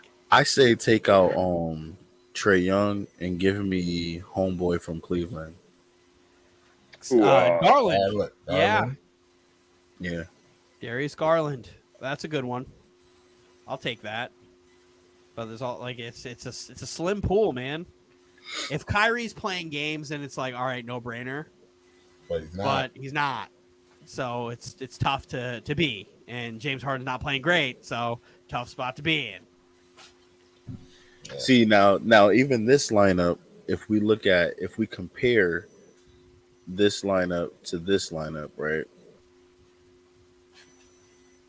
Mm-hmm. Yes. We kind of got one guard. DeRozan's a guard, though. Is he? He played small forward. He is, but like, but this is where DeRozan has been a tweener for the last 7 What years. position he plays now? He plays forward on the Bulls. Does he, or is Levine the forward? Levine is the two.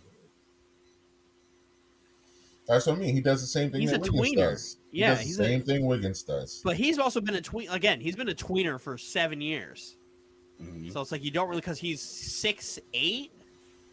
Now, Yeah. but like I said, but then you look at this, right? And how we were arguing Luka, because we all know Trey is probably not going to be the one bringing the ball up. It's like if KD was playing, it would have been KD or Giannis bringing the ball up. Yep. And Well, and here's Luka the- can't here's even get in the my- lineup.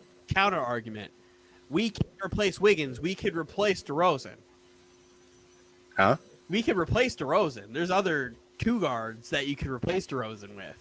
There's not other threes that you could replace with Wiggins. Luka, we said Luka. I know. Besides Luka, you can't really replace Wiggins. If we're looking at two guards, we could replace DeRozan all up and down this place. Man, I say replace Wiggins and give me Ant, bro. Give me Anthony Edwards. I'll take that. I'll take that. Yeah, I'll take that. I'll take Donovan Mitchell too. Donovan Mitchell's 6'2". He's injured Guard. too He's a many guard. times He's this a year. guard. He's a guard. Yeah, he was injured too many times this year. He nullifies. He may not. Nah. Nah. At the end of the day, that doesn't even matter to me because these aren't the teams that are facing each other, and they're going to be drafted accordingly. So it doesn't even matter. Some team's going to end up with Trey and Steph on the same team. I guarantee that. Yeah. It'll probably be LeBron. to surround him with 3-point shooters, and then he's going to have Embiid on his team as well. If that's the case, Durant's GM abilities need to go somewhere. because he's I just mean, putting together bad teams. Yeah, of course, yeah. LeBron wins Him every and year. Giannis were bad. Him and Giannis lineups were bad. But KD acknowledges it constantly. He's been acknowledging it since last season. He's like, I need to get my GM game up. I need to win this most votes so I could redeem myself. I don't understand how LeBron's teams like landslide like that. I LeBron's mean, I been get building it's teams LeBron, for 15 years. bro. Like we've all played games. We know how we play fantasy I don't league. pick We know how to build. nobody that can't work with me when I'm playing games. Every time I'm playing pickup, I'm picking up a guy who I know will complement my basketball. And LeBron is one of those guys where it's like, just give me shooters. And then when I'm sitting down, get me guys who can attack the basket. That's it. That's how you win with LeBron James. And we see, and this is exactly how he beats teams in the All-Star game. He gets shooters, and he gets guys who can attack the basket when he's sitting down. Like, Agreed. it's a formula. It's a Krabby Patty secret formula. Listen. Oh, would you look at that? Would you look at that? You got Joker number 1, yet we got a picture of Embiid. Yeah, Is Joker about to win his second participation award MVP? it wasn't a participation period where he earned that last year and had. I mean, I can only say that because if he got injured, he probably would have got it for sure. But he got injured. That's the name of the game. If KD doesn't get injured, KD's number 1. Steph is in one of the worst shooting slumps of his career. Bro, yo, I see this because I have Joker on my team, bro. He puts up numbers. I know, Like and even triple still, doubles, double doubles, triple doubles, double and doubles. even Like still, if those guys are healthy, what number is he on this list? And 30 plus. And if Kevin Durant and Steph Curry are playing basketball, is Jokic number 1? I think He's so. not. He's not. He'd literally be number 3 on the list behind Steph and KD. KD puts up numbers that the Nets may need. He doesn't go out there doing 30 every night, 40 every night. Well, he's averaging Joker is doing 29.8, so He's so that's pretty much averaging 30 points a game. He's not doing everything. I think what they're trying to say is he's not doing everything. He's not carrying the team as much as KD has to carry the load. I mean, as much as I think they're carrying the load similarly. KD's just With the inconsistency of James Harden and Kyrie Irving not being there, and then only playing 2 games before he gets injured. Like, it's the same type of situation where there's just a not healthy consistent what's team the status? KD. What's the status of Jamal Murray? Soon. That's all I know. Very soon. There's not a specific timetable. It's just soon. They're not rushing it because they're not losing. They're not in dire need. They're doing the same thing that they were doing for Clay. Why? Yeah, exactly. Why rush him? Give him his time. Let him get his legs underneath him. Him and Michael Porter. The Michael Porter Jr. I said this last week. Just sit him out forever until he's like. Well, he's a $207 million man. What you gonna mean take him? And so yes, and you've invested that in him. Invest some more resources in him to make sure his back isn't glass. I think it's too late for that. So, I just want what's best for him. And if that means not playing for a while to get your shit straight, hey man, get your shit straight. Like, you're not going to win this year. We passed him up to keep Kevin Knox on the bench for 3 years. Can I also say that the Clippers passed him up twice with back-to-back picks? Yeah. I was a big MPJ guy out of the draft, out of Purdue, and I said that the Celtics should have traded Gordon Hayward for one of those first-round picks from the Clippers to draft him so you can get a facilitator to be with Jason Tatum and Jaylen Brown. Man, that would have looked great. I don't know. Thinking about it, I don't know how that would have looked. Yeah, I don't know. Too much. I think MPJ would have just turned into a point guard because he could facilitate really well. And then you let Jaylen Brown kind of be your second option on offense, who's playing crazy defense, and then Tatum takes on the scoring load like he is. But then MPJ gets the other guys involved. At that time, you had Al Horford, who was 4 years younger, still going. Daniel Tice, guys who could stretch the floor and rebound. So it could have worked. They would have figured out a way to mess it up. Well, yeah, it's the Celtics. So Fuck Boston sports. They are. Hey, I think Yeah. the Celtics actually just beat the Heat, I believe. So whoop-de-doo. Whoop-de-doo, they stink. Not the Heat, the Celtics. they'll go as far as Tatum and Brown can carry them. I wouldn't say they stink, but Tatum has been balling out of his mind recently. Tatum's good. That team doesn't like And to be Brown, coached. sometimes Brown can follow up Tatum too. Brown can match his performance. Brown is the only other player besides James Harden that's just dumb inconsistent. Stupid inconsistent. He's slightly less inconsistent, at least this year. Performs to the level of his opponent in front Exactly, and you can't have that out of a star. You literally can't have that out of a star. You need your guy to be there every night. Mm-hmm. Every night. But they also don't like being coached. So if Jason Tatum is out, right, and they have only Jaylen Brown, Schroeder, and Smart, and a whole bunch. They got Robert Williams and Grant Williams on the from the bench playing, and they see the Warriors in front of them. Jaylen Brown's going for 50. And it's either two things. It's either he's going for 14 points or he's going for 50. Like there's no in between. There's no like solid like, hey, I'm gonna have a really good game. I have like 30, and like I'm gonna make everybody around me. It's either gonna be I'm gonna be ass and score like 14 points, or I'm gonna go supernova and score 50.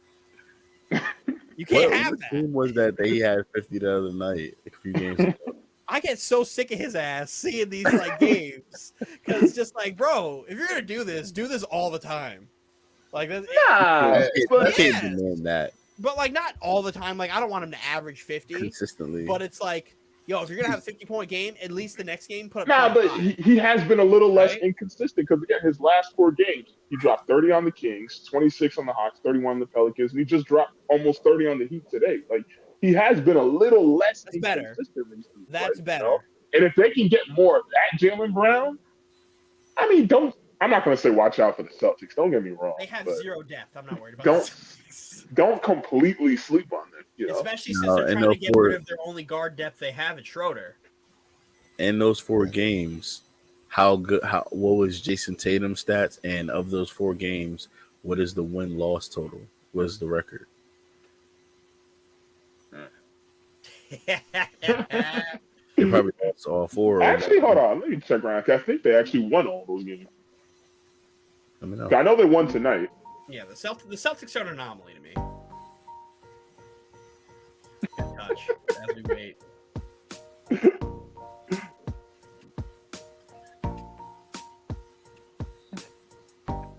This is like some Sesame Street shit.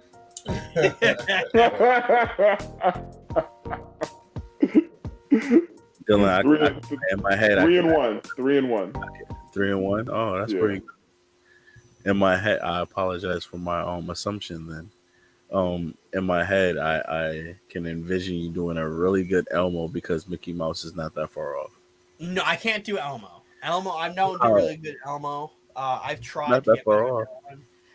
Kermit, I'm okay at. Kermit the Frog, I'm okay at. Mickey Mouse is my best one, but Elmo is tough. It's a tough one. I can't get like in the back of my throat correctly. Pause. But, wow. But I can do a pretty good Kermit the Frog. Okay. That might be a drop, but okay.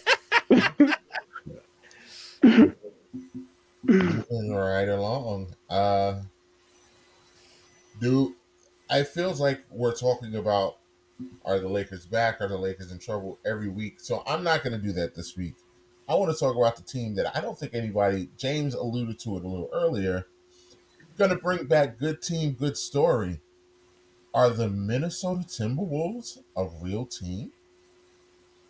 Because right now, they would be in the playoffs above the Lakers.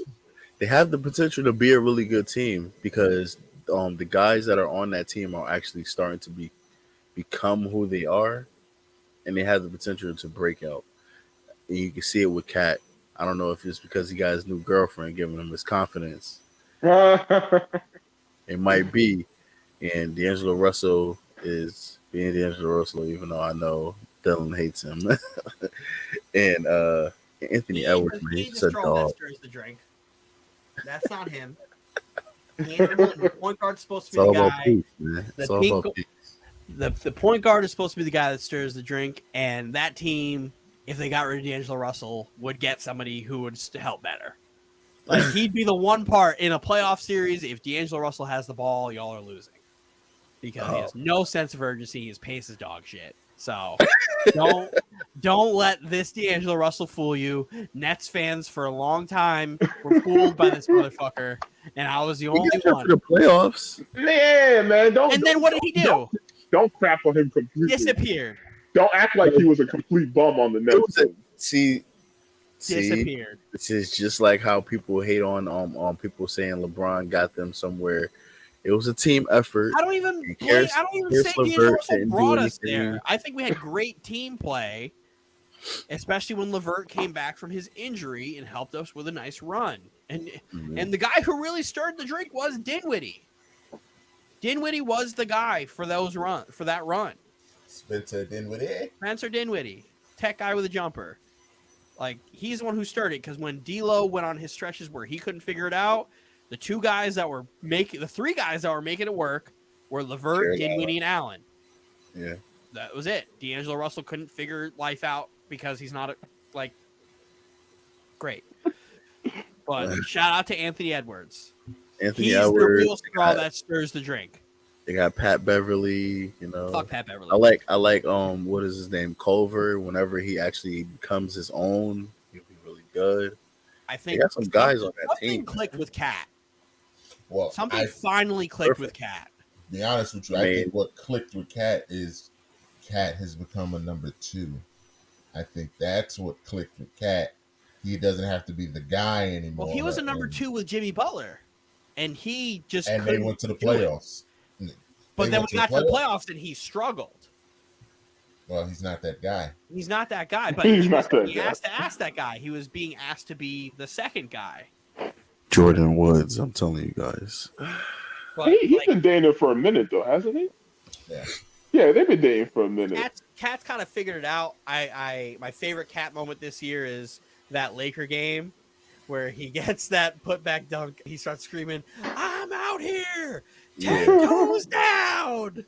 And I'm just like, all right, where'd this guy come from? This isn't the same Cat I've known. That's all nice and all. Clip right there. That's all nice now, but if you figure, the playoffs started right now, they'd be facing the Warriors. So, whatever they got going on, that's all it is. It's just the regular season. Shout out to Assassin Clay. Shout out to Assassin Clay for sending Dylan's Nets home. That was such a good game. That was such a good game. The person who sent the Nets home was Steve Nash, because after Clay hit that shot, Kyrie does what Kyrie does. Kyrie does what Kyrie does and hit a fadeaway 3 right after. And then one of the worst foul calls I've seen called that wasn't reversed or that wasn't challenged. You don't challenge that call. How do you not challenge that? And Steve Nash came out after and he goes, "A little birdie told me that the ref said that was a foul 100%, and there was no chance of me winning that." And I'm just like, I don't give a fuck, Steve Nash. Challenge that play. Because you gave up. You make them challenge that, and you make them even if they feel that way during the game, the NBA looks at it and then you make them make a decision after the game to take ownership. You challenge that. Exactly. Because what happened was now Klay Thompson gets 1 free throw and possession. It now goes from being a 1-point game to a 2-point game. You foul on the inbound to a 4-point game. You don't even give yourself a chance. Yeah. And Kyrie Irving in that fourth quarter was unbelievable. And then you don't get that ball. You don't inbound. You get the inbound. Nope. I think we saw the secret Achilles heel of this Nets team. And it's not coach. Kevin Durant? It's the head coach. Great. He's going to get out-coached. I don't think Steve Nash is great. He will get out-coached. I don't think he gets out-coached in the East. Bud out-coached him. Did he? Or did he out healthy Who player won? him? Who won? Or did he out healthy player Yeah, him? but the Nets only Kyrie was playing though. Like it's a difference. Exactly. It's a different set of circumstances. Even If if you Durant's playing, if James Harden's playing, even it's if different. you throw inconsistent Harden in there, then I think the Nets would have won that game. Like, So, do we give Nash credit as a coach, or do we say that the team was healthy and they had their weapons, and anybody could have coached that team to victory? I don't say anybody Neither because of there's them arm was coaches. very it's kind of like the Steve terrible. Kerr argument. Like Some Neither of coaches are them fucking put terrible. Nash. Steve Kerr has proven to me he actually is a good coach. If you put Jacques Vaughn in Steve Nash's position as the head coach of this team, I wouldn't. He I wouldn't did a say- great job as an interim. With a different group I of thought players. I With a felt different like group he of was supposed to players. get that team. They paid him extra to stay as an assistant. I'm Yeah. not saying Steve Nash is great because he clearly is learning how to head coach on the job, but he's the guy who has the respect of your three superstar players that other coaches kind of don't get. You think Steve Nash is out coaching Billy Donovan? Yes. Oh, You want to know why I think Steve Nash is out coaching Billy Donovan? Because the team you is have Kevin not Durant? because the Bulls team is not built to come back from being down. I don't know, man. If you need that Bulls Billy team- Donovan's proven to be that guy. If you need that Bulls team to come out and hit like 5 threes in back-to-back possessions, I don't think they But can that's do the it. player. That's the players. It's not the coach. Yeah, Can- like Steve can Nash he put has them in Kevin Durant to position? take over. Steve Nash has Kevin Durant, Kyrie Yeah. Irving, James Harden to take over the game if they need a scoring to bring Yep. them back in the game. You don't need I'm not much saying Steve coaching Nash for is going to that. outcoach. Really, I think he could be a decent coach in the Eastern Conference in a deep playoff run. He won't be the reason we win. He will never be the reason we win. Stated by just show you the reason in Game 7 where he takes the air ball at the end of the game. Why was there not a timeout called? Because Steve Nash is not a good But I coach. also blame That Mike is trial and D'Antoni. tribulation. But- Trial and but error. to my Because Mike point, D'Antoni is also terrible with timeouts at the end of games. though, can we all agree that Monty Williams was a big reason Phoenix got to the finals last year? Yes. That was coaching. Yes. So, But it's also Chris Paul. It's a what's it combination. more of? What is It's a it more? Of? combination of both. Because Monty was the coach of that team in the bubble that missed the playoffs. Monty was the coach of that team in the bubble that went 8-0. 8-0, and they only lost due to technicality. That's the only reason why they didn't make it. But that team, if they would have got to the finals, they would have been a first round exit. I don't see that. The Lakers would have ran through them. A combination of Monty and Chris Well, Paul can change the world. As it has been shown. I think As the it has Suns been are shown. the Suns. Or is it like 10 in a row now? Is it 11 or 10 right now? I don't know if they played tonight. At the time of this recording, it's 10 that I know of. But It's absolutely insane what they're doing. They reeled off like 18 in a row to start the season. Now they're doing another one. It's just they look like the best team in the league. I think Chris Paul was very motivated after walking off that court last season. He's very motivated, man. I don't know, man. I'm gonna have to see more in the postseason because I really do believe that the Chris Paul, Suns team is a very good season team. We'll see. Depends on Wow. the matchups. I do agree what he's saying because you also got to think about the Suns last year. They had a very lucky path to the finals. You think about every single team they faced had a major injury. Will you say the same thing about the Bucks? What was that? Will you say the same thing about the Bucks? What do you mean? Having a lucky Very path to the similar. final based on injuries? I mean, they had the Kyrie Irving injury and the KD James Harden injury. James Harden injury, Trae Young injury. Trae Young injury. Shout out to Raj though, because none of those injuries mattered or impacted the playoffs. I wouldn't say that in. I wouldn't say that. I wouldn't say. I would say in the Nets series they got, lucky. I would say that. But come on, the Hawks. The The Hawks Hawks. is straight. The Hawks? The Hawks. The Hawks are beating the Bucks. Anthony's from the Midwest now. The Hawks. Well, Like my thing is, my thing is personally, I look at it from a regular season standpoint, and I look at it from a best of seven. And a best of seven, and this is why personally for me, I still have the Bucks winning this year. I have the Bucks repeating this year. I just believe in a 7 game No, series when you have Chris Middleton, you have Giannis, you have just that supporting Giroux, cast. Huh? Giroux. Yeah. That supporting cast, and you have Giannis. That team is going to the finals again this year, and I feel like that team will win again this year. That's Yeah, just my personal pick.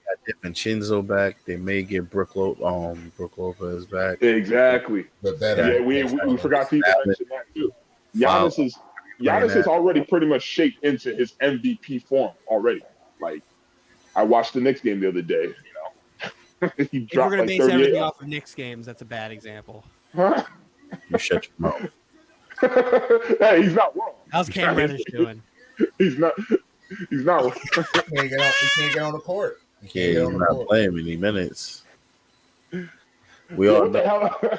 We all know how Tibbs is about playing his guys. Sometimes he overplays them. Sometimes they don't see the court. Fire tips. So no, No. Fire Not Fire yet. Randall. Is he here? Huh? If I remember correctly, there was a certain guy over here all last year was talking about King Randall, King New York. When did I say that? King Randall. What are you talking about? There's a guy on this And even if I a did, I'm big pretty Julius sure. Randall stand last year. Oh, hold on. Big Even if Julius I did, Randle let's not last sit here and year. act like every other Knicks fan wasn't on Randall's, what last year. I mean, And the I dude was telling balling all last y'all year. to calm down. He ain't the one. And here we are. Okay, you want some flowers, man? Yep. Yep. I like being right. Because you guys are experiencing what I experienced with D'Angelo Russell.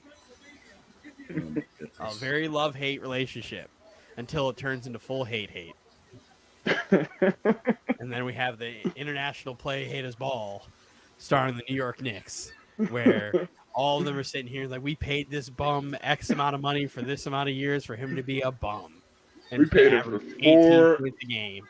4 years, 117 Man, million. it's almost like I said, dollars. trade him while he's at his best so y'all can get something for him. You know what they're gonna? I mean, he's eligible to be traded on Wednesday. He ain't getting traded. He's not getting traded. Y'all are stuck with him. Because nobody's going to want him after a while. $30 million a year. Man, I'm glad somebody paid him. Hey, he had 17 tonight. They won. That's all that matters. Bing bong. How'd Yeah, RJ then Barrett do? we got the Grizzlies next. We got the Grizzlies coming to town. Then after that, we have a 5-game West Coast trip. I look forward to my West Coast trips. That We means I don't. ain't Kyrie Irving. We don't. I know I'm not.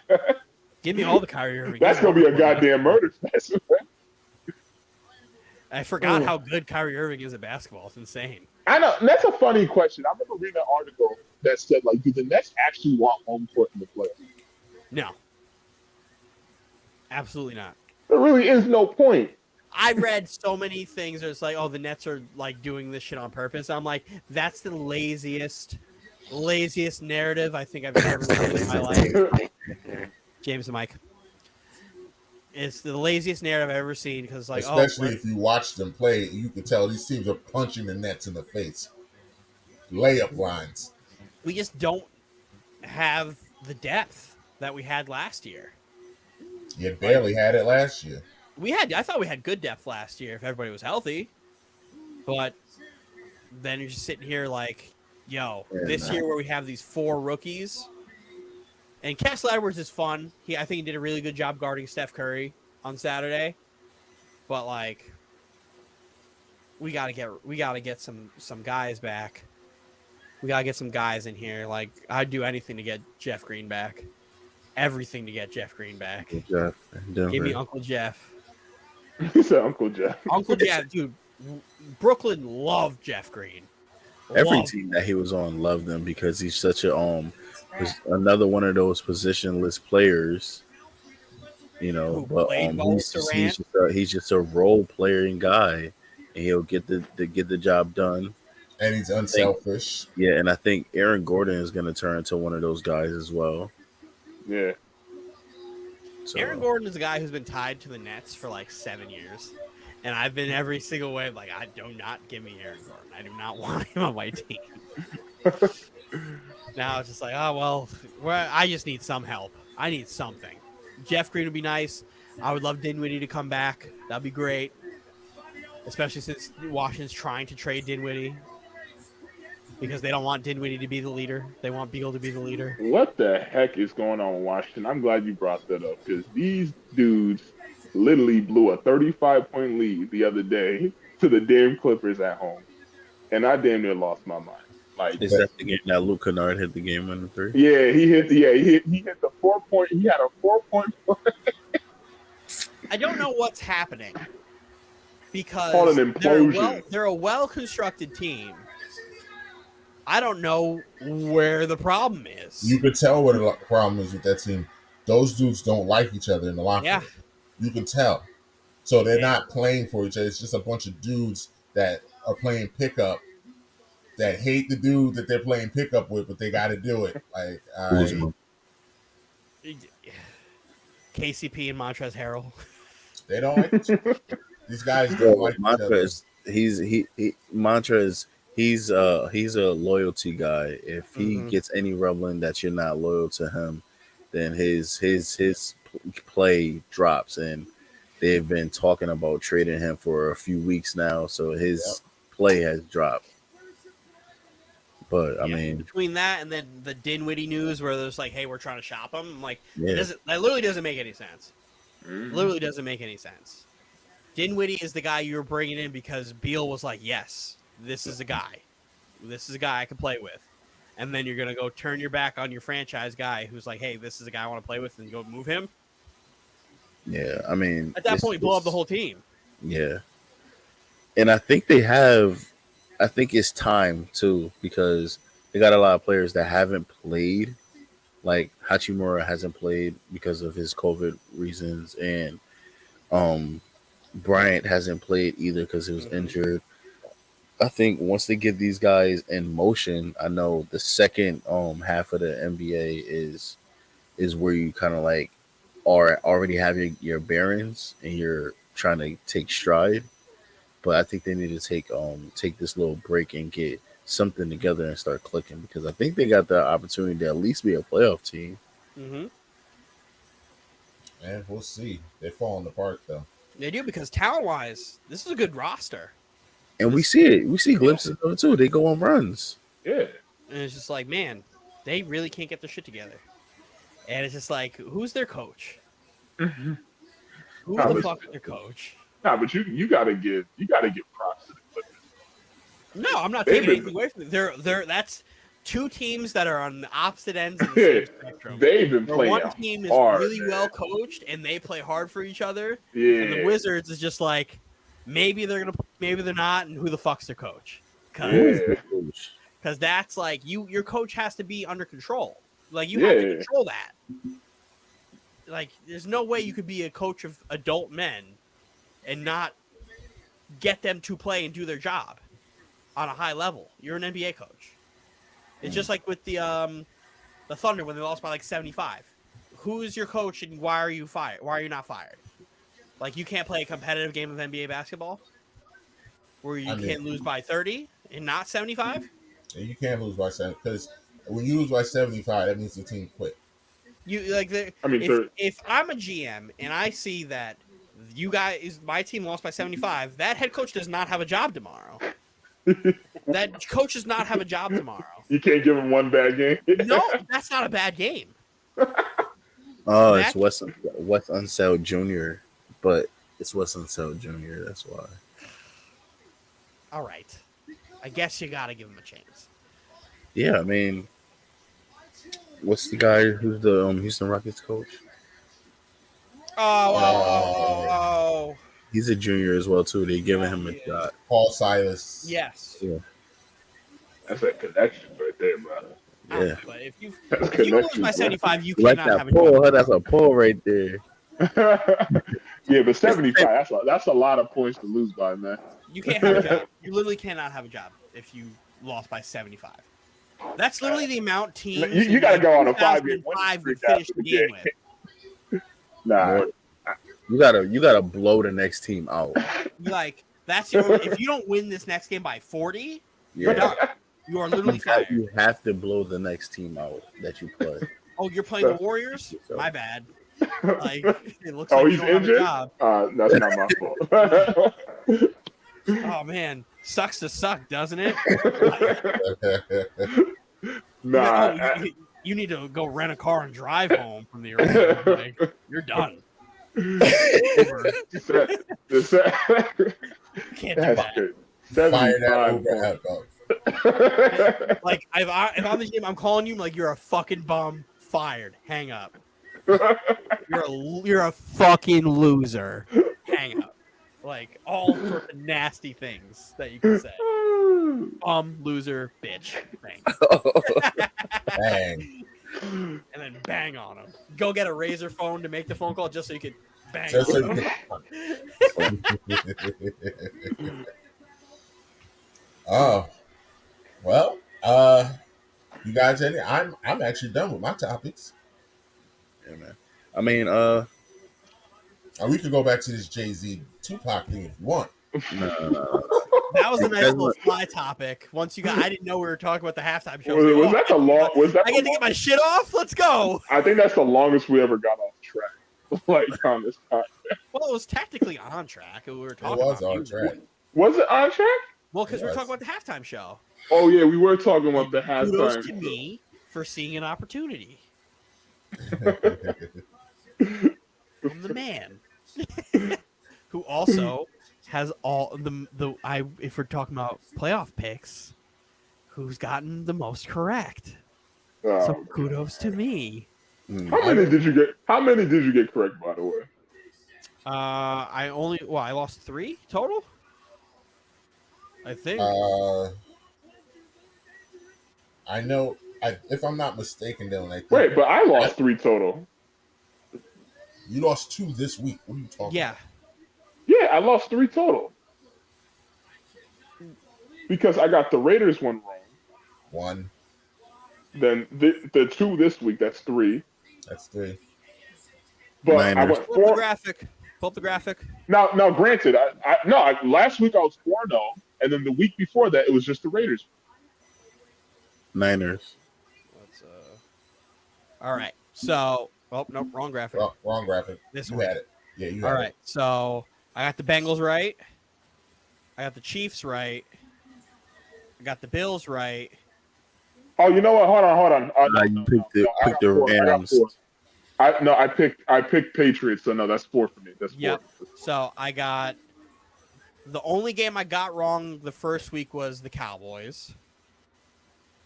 I got the Chiefs over the Bills. I got the Bengals over the Titans. I got the Rams over the Bucks. I got the Niners over the Packers. I got the Packers the Rams over the Niners. But so I only lost 2. You didn't. You followed through with that Niners pick. I did. Didn't have the courage to pick them in your official picks, but you did pick them every week in the show. I thought it was, like I said, when Anthony originally picked the Niners, I'm like, you know what? That makes a ton of sense. Because they had the great matchups. So I only got the Cowboys and the Bengals. The Cowboys get in the first week, and then the Bengals in the championship game wrong. So, I mean, can we kind of address that bullshit unsportsmanlike kind of call against the Niners? Like, come on, let's not act like. Oh, never mind. I like some of the officiating was kind of bullshit. That was one of those calls. Like that helped the Rams on that possession big time. The one where he hit OBJ in the head? No, not that one. The because unsportsmanlike. that one was, No, it was. Yeah, it was the unsportsmanlike conduct. You remember when the dude was on the ground and they hit the Niners with that penalty, and then that gave the Rams an extra 15 yards. Well, do you know why that penalty was called? They said he was taunting at him. He was talking mad shit. That's why that flag get thrown. You're not allowed to make those plays anymore. We can just stand around the player and talk shit directly to them. You definitely can't stand over somebody and do it. You can't do that. That's why it's like when you're doing shit like that, you got to run away and then do it. That's on the player. That's not on the officiating. He walked over. It's a piss poor like penalty, but like at the end of the day, those are the rules that they've been enforcing literally all year. I just think that's just too harsh. It's dumb. They Bro, need to take that rule away. I Go mean, that's back to just a track and hard. if No, I none of us run will for call it. Yeah, none of us call that. if I'm running for 15 yards and I run a motherfucker over, I should be able to stand up and get in that guy's face and talk shit to him. Yeah, I mean, it's like That's football. at most a 5 yard penalty. It shouldn't be 15 yards. That's football. Like you cannot Yeah, expect man, a guy to. You leave the aggression and the competition and the competitive nature on the field between the two players. Leave it alone. Don't interfere with the competitive nature of the game. It's part of the game. It's just Yeah, like man. basketball. Just like basketball. When Westbrook got that nasty dunk over Gobert, and then he got teed up for showing emotion, you let that happen. You let Gobert Yeah. sit in that moment of getting dunked on and getting screamed in his face by Westbrook. You don't interfere the and comeback. take a point away. You take a point away. You take yards Yeah. away when the player stands over the player who ran over. Like you, It just that's makes the a nature impact of the game. rebuttal mean less. Yeah, Exactly. Because, like, imagine if you go back to the 2009 Western Conference Finals of Kobe and Melo going back to back to back to back, and they're talking shit to each other, and you intervene. That lessens that moment yeah. significantly. Like, you can't do that shit. Let the players play. Like, don't take away the passion. My thing is, if it doesn't lead to a physical altercation, if it doesn't start like a bench clearing brawl, like, all right, if guys are jawing in their face, all right, guys are going to do that. When it gets to the point where pushing and shoving happens, okay, now we're flagging. All right, Yeah. you can't put your hands on nobody. If you're going to do the flags, make it warnings. Mm-hmm. Be like, hey, the next time this happens Yeah. will be That's X amount. That's the problem I have with college football's targeting rule. That it's an automatic, but it's an automatic ejection. Sometimes it just happens. Like it just happens, but like 2 would be enough for me. If all right, you did it once, all right, that's it. The second time you got to go. But like some targeting calls are just. I mean, and blatant. so give the referees. I mean, it's hard to referee intent, but like there's some that we know, and there's some that we know. There's some that we can tell. But here's my like I get it. I don't think it's bad. Like I agree the targeting rule can be ridiculous, but at the same time, you are taught the proper way to tackle. You are. So it's like stop leading with your head. The way you lead in a parallel fashion. That's the only way you're going to get that targeting call called on you is if you're coming to spear. So like be better. Like I think it was I forgot what the name of the white linebacker from Clemson 2 years ago in the LSU championship game, where he literally got taken out in the first half because he literally was parallel to the ground on his hit. Like, yeah, you need to go. You can't do that. You can't do that. Like, you literally know the targeting rule. Like, that's your own fault. Mm-hmm. But I do think there should be some review where it's like, oh, if the running back or the person carrying the ball changes their position and they drop their helmet and their shoulder, like you. Like to me, it should be like in basketball, like a flagrant 1, flagrant 2. Yes. It should be the same type of thing. Flagrant 2, you're out. You're out. Goodbye. Flagrant 1, you can stay in the game, but yeah, 15-yard penalty, a warning. Like, don't let me. If you get another flagrant 1, if you get another one, you're out regardless. Mm-hmm. That's what I'm saying. The instant you're out to me sometimes feels just I don't know. Feels a little. Yeah, I mean the referees they're definitely affecting the game, man. Because like if I don't mean to cut you off, Anthony, but like if I go back to the Westbrook Gobert technical foul, right? If we go, all right, if early in that game things get chippy because Westbrook feels like the referee missed a call or something like that, and he gets a tech, and then he dunks on Gobert like that, and they give him a tech for showing emotion, he's gone now. Yep. Mm-hmm. Now he's gone. Or what the one that I hate is like you argue with the ref, you get a technical, and then something happens in the game, and they give that ridiculous double technical when nothing happens. And now you're out the game, and you didn't do anything. Mm-hmm.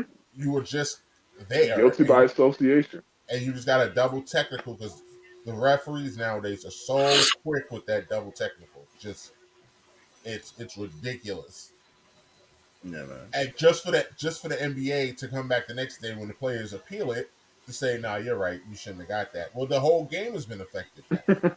The Yeah, game's over at that point. Can't replay it. yeah, for sure. They affect the Hmm. game in so many ways, man. Like if a referee misses a call or makes a bad call, I should be able to give that referee a little bit of shit because you just missed a clear, blatant call. But me giving you shit turns into your rebuttal of giving me a tech, and now that's affecting the game. Yep. Yep. Hmm. It also depends on how you come in at the refs. Again, some refs Yeah. are more sensitive than others. Control your emotions. You don't let your emotions of how I'm talking about you missing a call affect the entirety of the game. Yeah, but there are some times where Like these dudes they Warranted in a lot of they situations. overdo it. Like yeah, It could be sometimes they're warranted in a lot of situations when, like, like with Jimmy Butler, when he was going at the ref, the first technical was warranted, but then the other technical from the other referee just throwing him out because he didn't give him a chance to let off steam after the game. When you get a tech, you get a chance to. I got my tech. Now I'm gonna get whatever I have off my chest because I got my technical for already. So mhm. when I get a it, tech, I can let off my steam, say whatever I'm gonna say, and that's just it. That person goes shoot the free throws. I don't get my tech, say what I'm gonna say, and then get another tech and I'm throwing out the game. That doesn't happen. well, Yeah. you know, because when you Controlling consider the how game at the time. they're trying to curb down the aggression, you know, in the NBA. They want it to be a passion sport, but they don't want it to be aggressive, because you look back not too long ago, the NBA was known for what? Being, let's be honest, being a little thuggish, with the fights, the way the players were dressing, all that stuff, you know. They want to do everything they can to make sure these NBA players are acting accordingly under any situation. Are No not matter too urban. That's what you're saying, that they're not too urban. basically not too urban, Yeah, because we all remember Allen Iverson, the way he used to dress. We all remember that. I got some other people, it, they don't like that. That's It Thug Tim presented a certain Duncan. it was making everybody wear suits, but now look at it. Everybody gets to wear what they want to wear. Yeah, but it's different now. You got I don't know what the hell Kyle Kuzma gonna be wearing. His Russell Westbrook has some suspect outfits too. Yeah, this boy Kyle Kuzma, I don't know what the fuck, where he gets his fashion from. I don't know who he talks to. It couldn't be me. I put it that way. But Couldn't be me. Couldn't be me. nah, but real quick, I was actually kind of thinking about this for a second, just kind of switching gears, like, because, the whole Baseball Hall of Fame, how, Barry Bonds not Here in we go. that. It's not Who was the like? I don't know. I'm kind of torn on that because a lot of people were debating that online about should Barry Bonds have been in the Hall of Fame. And I believe the other one was Roger Clemens, right? 100% should be in the Hall of Fame. Ronan, you feel like he should be? 1,000% he Why, should be why in do the you Hall of Fame. why do you feel? 1,000,000% he should be in the Hall of Fame. He's the greatest baseball player of all time. Yo, And and that's he had a before the Hall of juice. Fame career before he was juicing. And you can't tell me shit about the integrity of the game when you're voting in David Ortiz in his first time on the ballot, who literally was on the list of players who tested positive for taking PEDs, just didn't say anything Yeah, and is loved by all of Boston. yeah, I have no problem with David Ortiz making the Hall of Fame. He's a Hall of Famer to me. deserves He it. is, but But you gotta the let precedent has these to be other dudes consistent. in. Exactly. If you're going to put Ortiz in, Bonds Them should have writers, gone man. in. Fucking writers, bro. And if you're going to and put this is Ortiz why in, this is why A-Rod needs to be in. A-Rod needs to be. This is why baseball is third, and they keep messing around. They're gonna let hockey catch it. Because honestly, if we being real, college football is bigger than baseball. If we Yes. being real, college football is bigger than baseball. But Yeah. it's considered football 1A 1B. But honestly, it's the NFL, the NBA, college football, then MLB, and hockey is right on their tail. I think the stupidest part of the Hall of Fame is you lose eligibility. That too. That makes That's no that's the dumbest rule I think I've ever seen in my life. I think it's after Where 10 years, right, or something like that. eight. I don't know 8? exactly, but Okay. like the fact that Barry Bonds now doesn't even have a chance to Unless he get gets into the Hall of voted in, Fame. he has to get voted in by a special veterans committee. Yeah, I wonder what they look like. Bro, it's but the commissioner of the MLB who was running the Oh, league during the steroid era is in. is in the Hall of Fame, but the players who saved baseball aren't. Mark McGuire, Sammy Sosa, Jose McGuire, Canseco. McGuire should be in too. I wouldn't put Canseco. Maybe I would not put Sosa. Canseco in. You wouldn't put Uh, Jose Canseco? No, no, he no. sucked. Maybe Sosa. Wasn't he Maybe. snitching on people?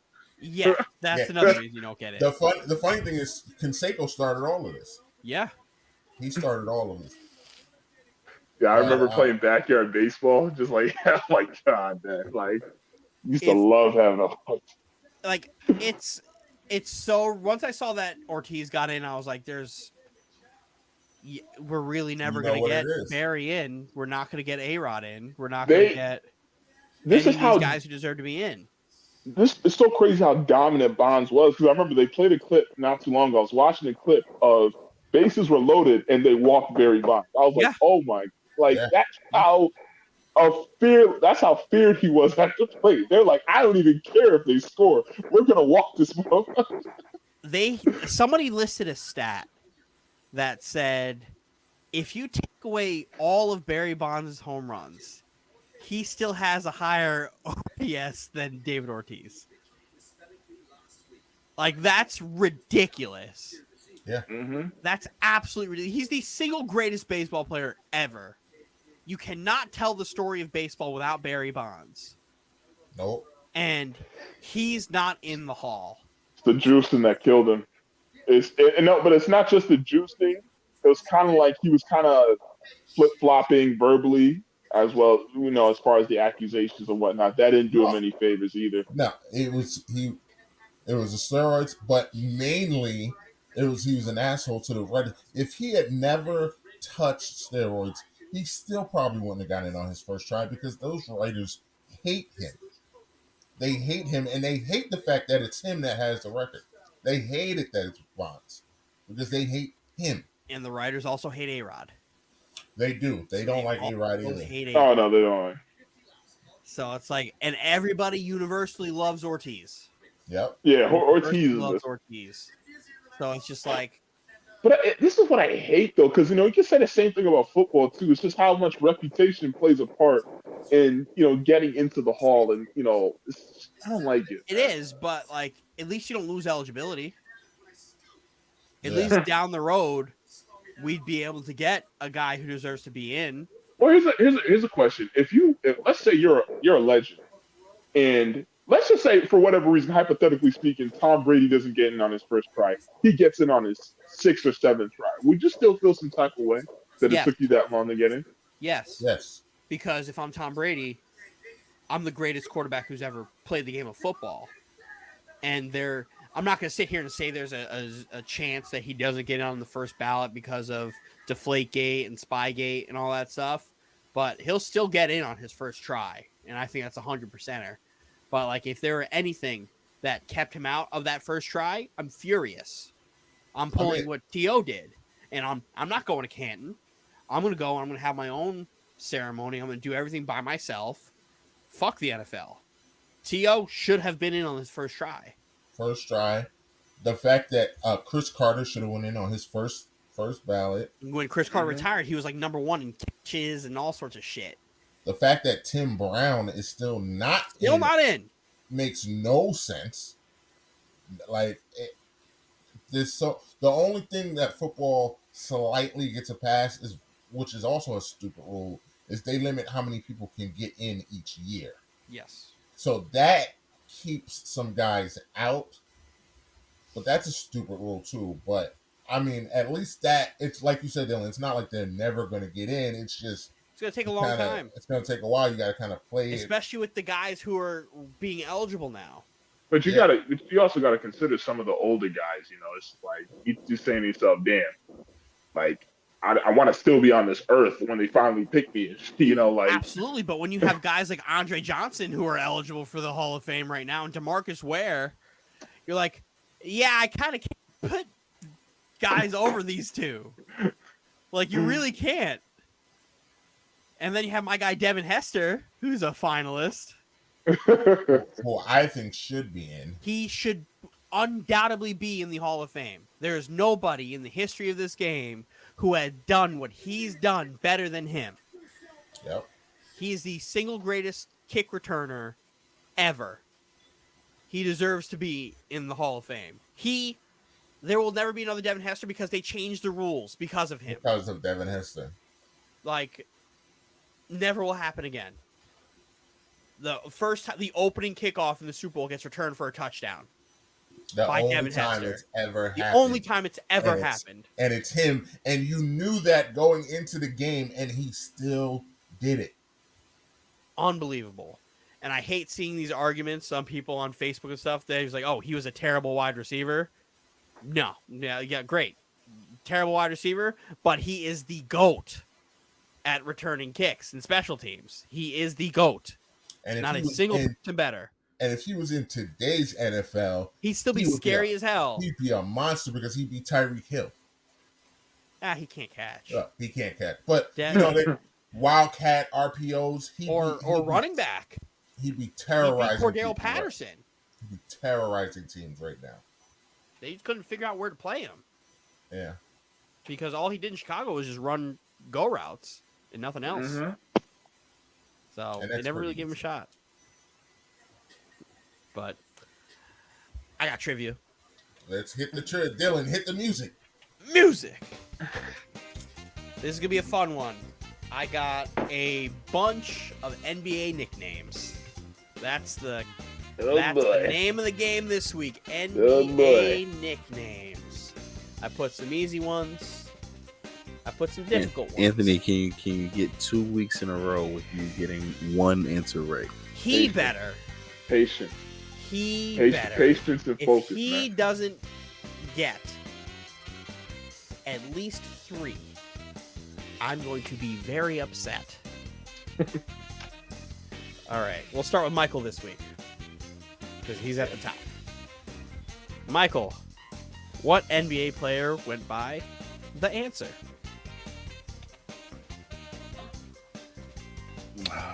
Wow. Allen Iverson. Correct. Anthony, what player went by the truth? That boy Paul Pierce. Correct. I'm not going to hold this one against anybody if they get this wrong, according to me. What player went by the mailman? Carmelo. Nope. Mike, what player went by the mailman?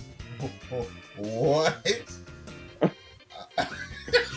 I told you I'm not going to hold this against anybody. James, I'm going to give you another one after this. I said according to me. Yeah, get this correct according to me. According to Dylan. Who always delivers? Kevin Durant? Nope. Anthony, what NBA player went by the mailman? I ain't got no way. Good. If for the people at home, if your answer was a child molester, you are correct. Oh my god. Motherfucker. You are hopeful, man. James, get that one in James. Here's your real one. James, here's your real one. What NBA player went by Pistol Pete? Pete Maravich. Correct. Mike, who went by the glove? Gary Payton. Anthony, who went by Vince Sanity? Vince Carter. James, who went by the Rain Man? Ooh. Sean Kemp. Look at him. Ooh. Ooh. Who's Thank that? God I didn't get asked that one. Who's that? Well, Anthony, you're not going to get the one that's your turn. I'm telling you that right now. Anthony, spell Rain Man. It's not my turn, bro. Oh, okay. Mike, who went by Grandmama? Larry Johnson. Anthony, who goes by Time Lord? Time Lord? Time Lord. Man, you got me on this one. I do. I definitely got you on this one. Time James, I'll give you 5 more seconds. Go ahead. Lord. Nah, you can bring it down to 0. James, who goes by Time Lord?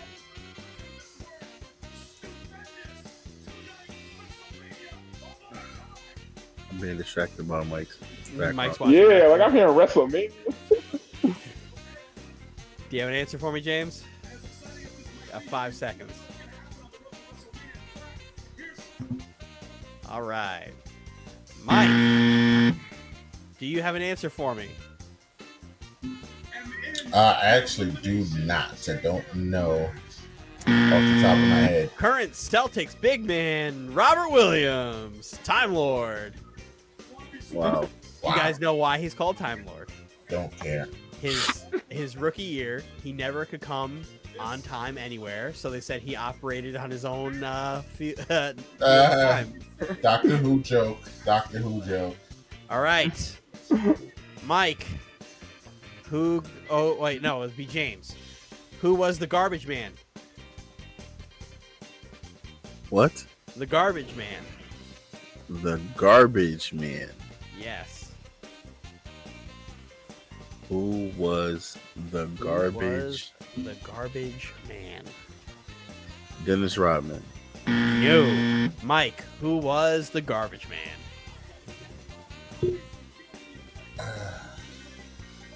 I feel like I know it too. Once I tell you the answer to this, you all gonna be like, man, fuck you. Anthony, put your No, phone down. and you better, yeah, put your fucking phone down. And you What's give this? me different I questions. saw it on your I'll- eyeglasses. What are you talking? My boy just texted me. Relax. Uh-huh. Mike, do you have an answer for me? No. Anthony, do you have an answer for me? I feel like it's Cedric Ceballos. Who? Cedric Ceballos. He is the garbage man. James hates Cedric Ceballos. Mike, Little General. Avery Johnson. Yes. Anthony, Flash. D-Wade. James, Red Mamba.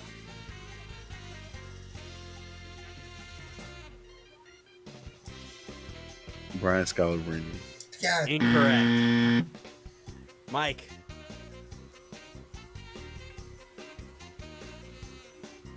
is it Cuter on the Hawks? no. Anthony, Ah, I think I know who it is. The Red Mamba. Red Mamba. I don't know who it is. I don't. Nah, I ain't got nothing. Matt Bonner. Yeah. Matt Bonner. Matt Bonner. Matt Yeah, you don't Bonner. remember that? No, I do. No, I remember that. Huh? Brian Then what? Scalabrine was the white Mamba. Yeah, he was White Mamba. Yeah, he was a white Mamba. Ginger. Hmm? And he's a ginger. But he's not the Red Mamba. Whatever. Matt Bonner was the Red Mamba. Mike, Thunder Dan. Dan Marley used to torment the Knicks. Anthony, the final one. Penny. What? Wait, repeat that. Penny. Penny Hardaway. Incorrect. James. Penny. Anthony Hardaway. Correct.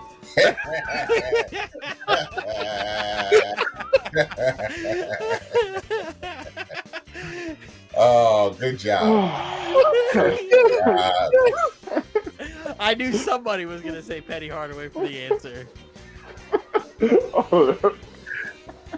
Oh my god. Hold on, wait. Me and Mike tied.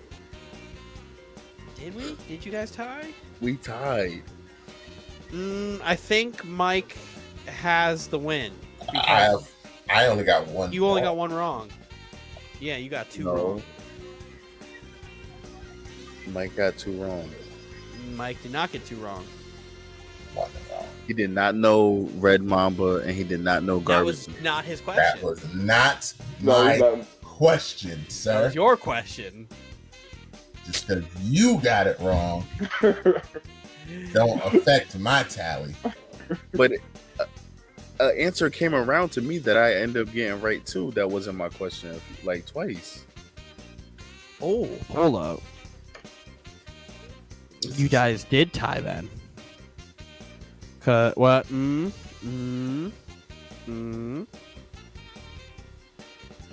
don't know. I think that Anthony Hardaway is the one that tied me. Anthony Hardaway would have tied. You got Thunder Dan. Whose was Time Lord? Anthony was Time Lord. Nobody got Time Lord. Nobody got Time Lord. That one got around. Cedric Ceballos got around. Mike got Avery Johnson. He got Flash. You missed on Matt Bonner. Mike wins.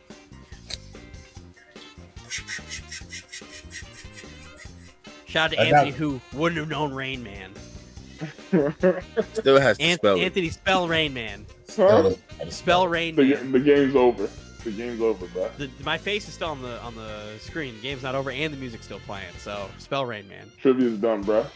I didn't cut the music. Unless yet. this is a bonus question, which can Spell put me Rain in Man, the- and you get 2 points to Sure, tie go the ahead. game. Huh? Sure, go ahead. Nah, I'll take defeat for this week. I'll prep for next week. I'm good. You're a bum. Cut the music. Pusillanimous. It's REIGN. Rain. Yeah. You weren't getting that. Wasn't getting that You at fucking all. loser. At all. I'll take the L, man. I got 3 right. I'm good.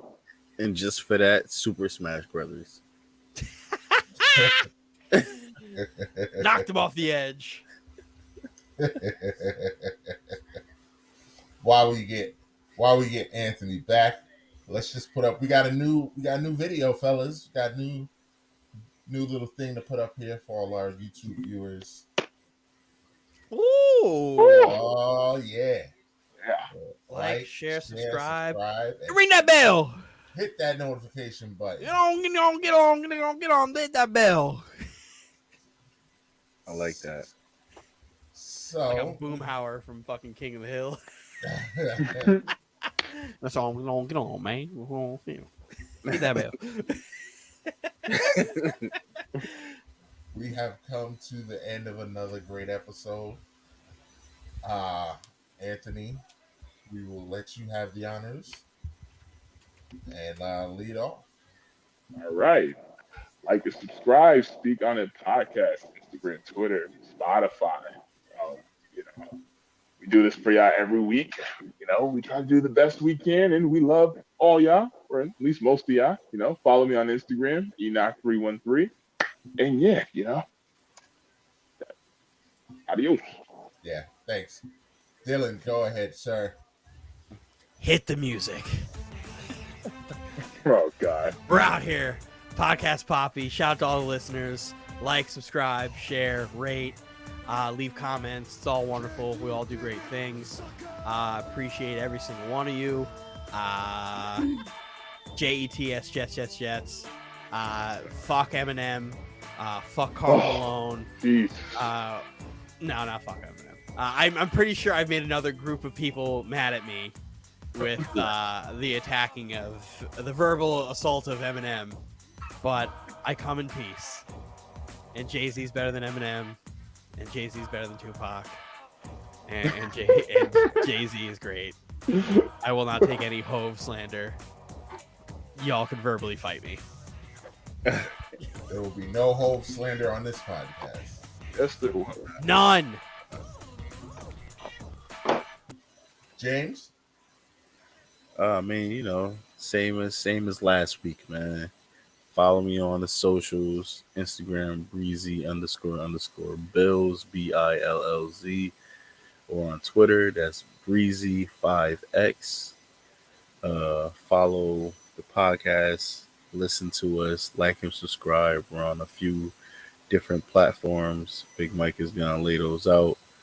Shout out to all the listeners. Yeah, man. keep streaming, stream it. You know, listen and watch the videos, YouTube it. Just leave it on play. Just let it play over and over again. Just let it play. Get those views up, man. We'll be back next week. Keep an eye on the Yeah, TikTok. That's coming soon. Ah, yes. Well, you know how I started off. Firstly, thank you guys for watching. We do this for you guys every week. The fellas mentioned I've got all the platforms. Follow, listen to us on Anchor, Google Podcasts, Spotify, Apple Podcasts, YouTube, uh, wherever you get it. We appreciate it, and just like you said, like and subscribe. Hit the notification button. Follow me on all the socials. IAM_MBJ. We will be back for our big game edition next week. The Should have superb owl. a we should have a full house. Um, yeah, and with that, I've got my fellas. On behalf of the fellas, say adios.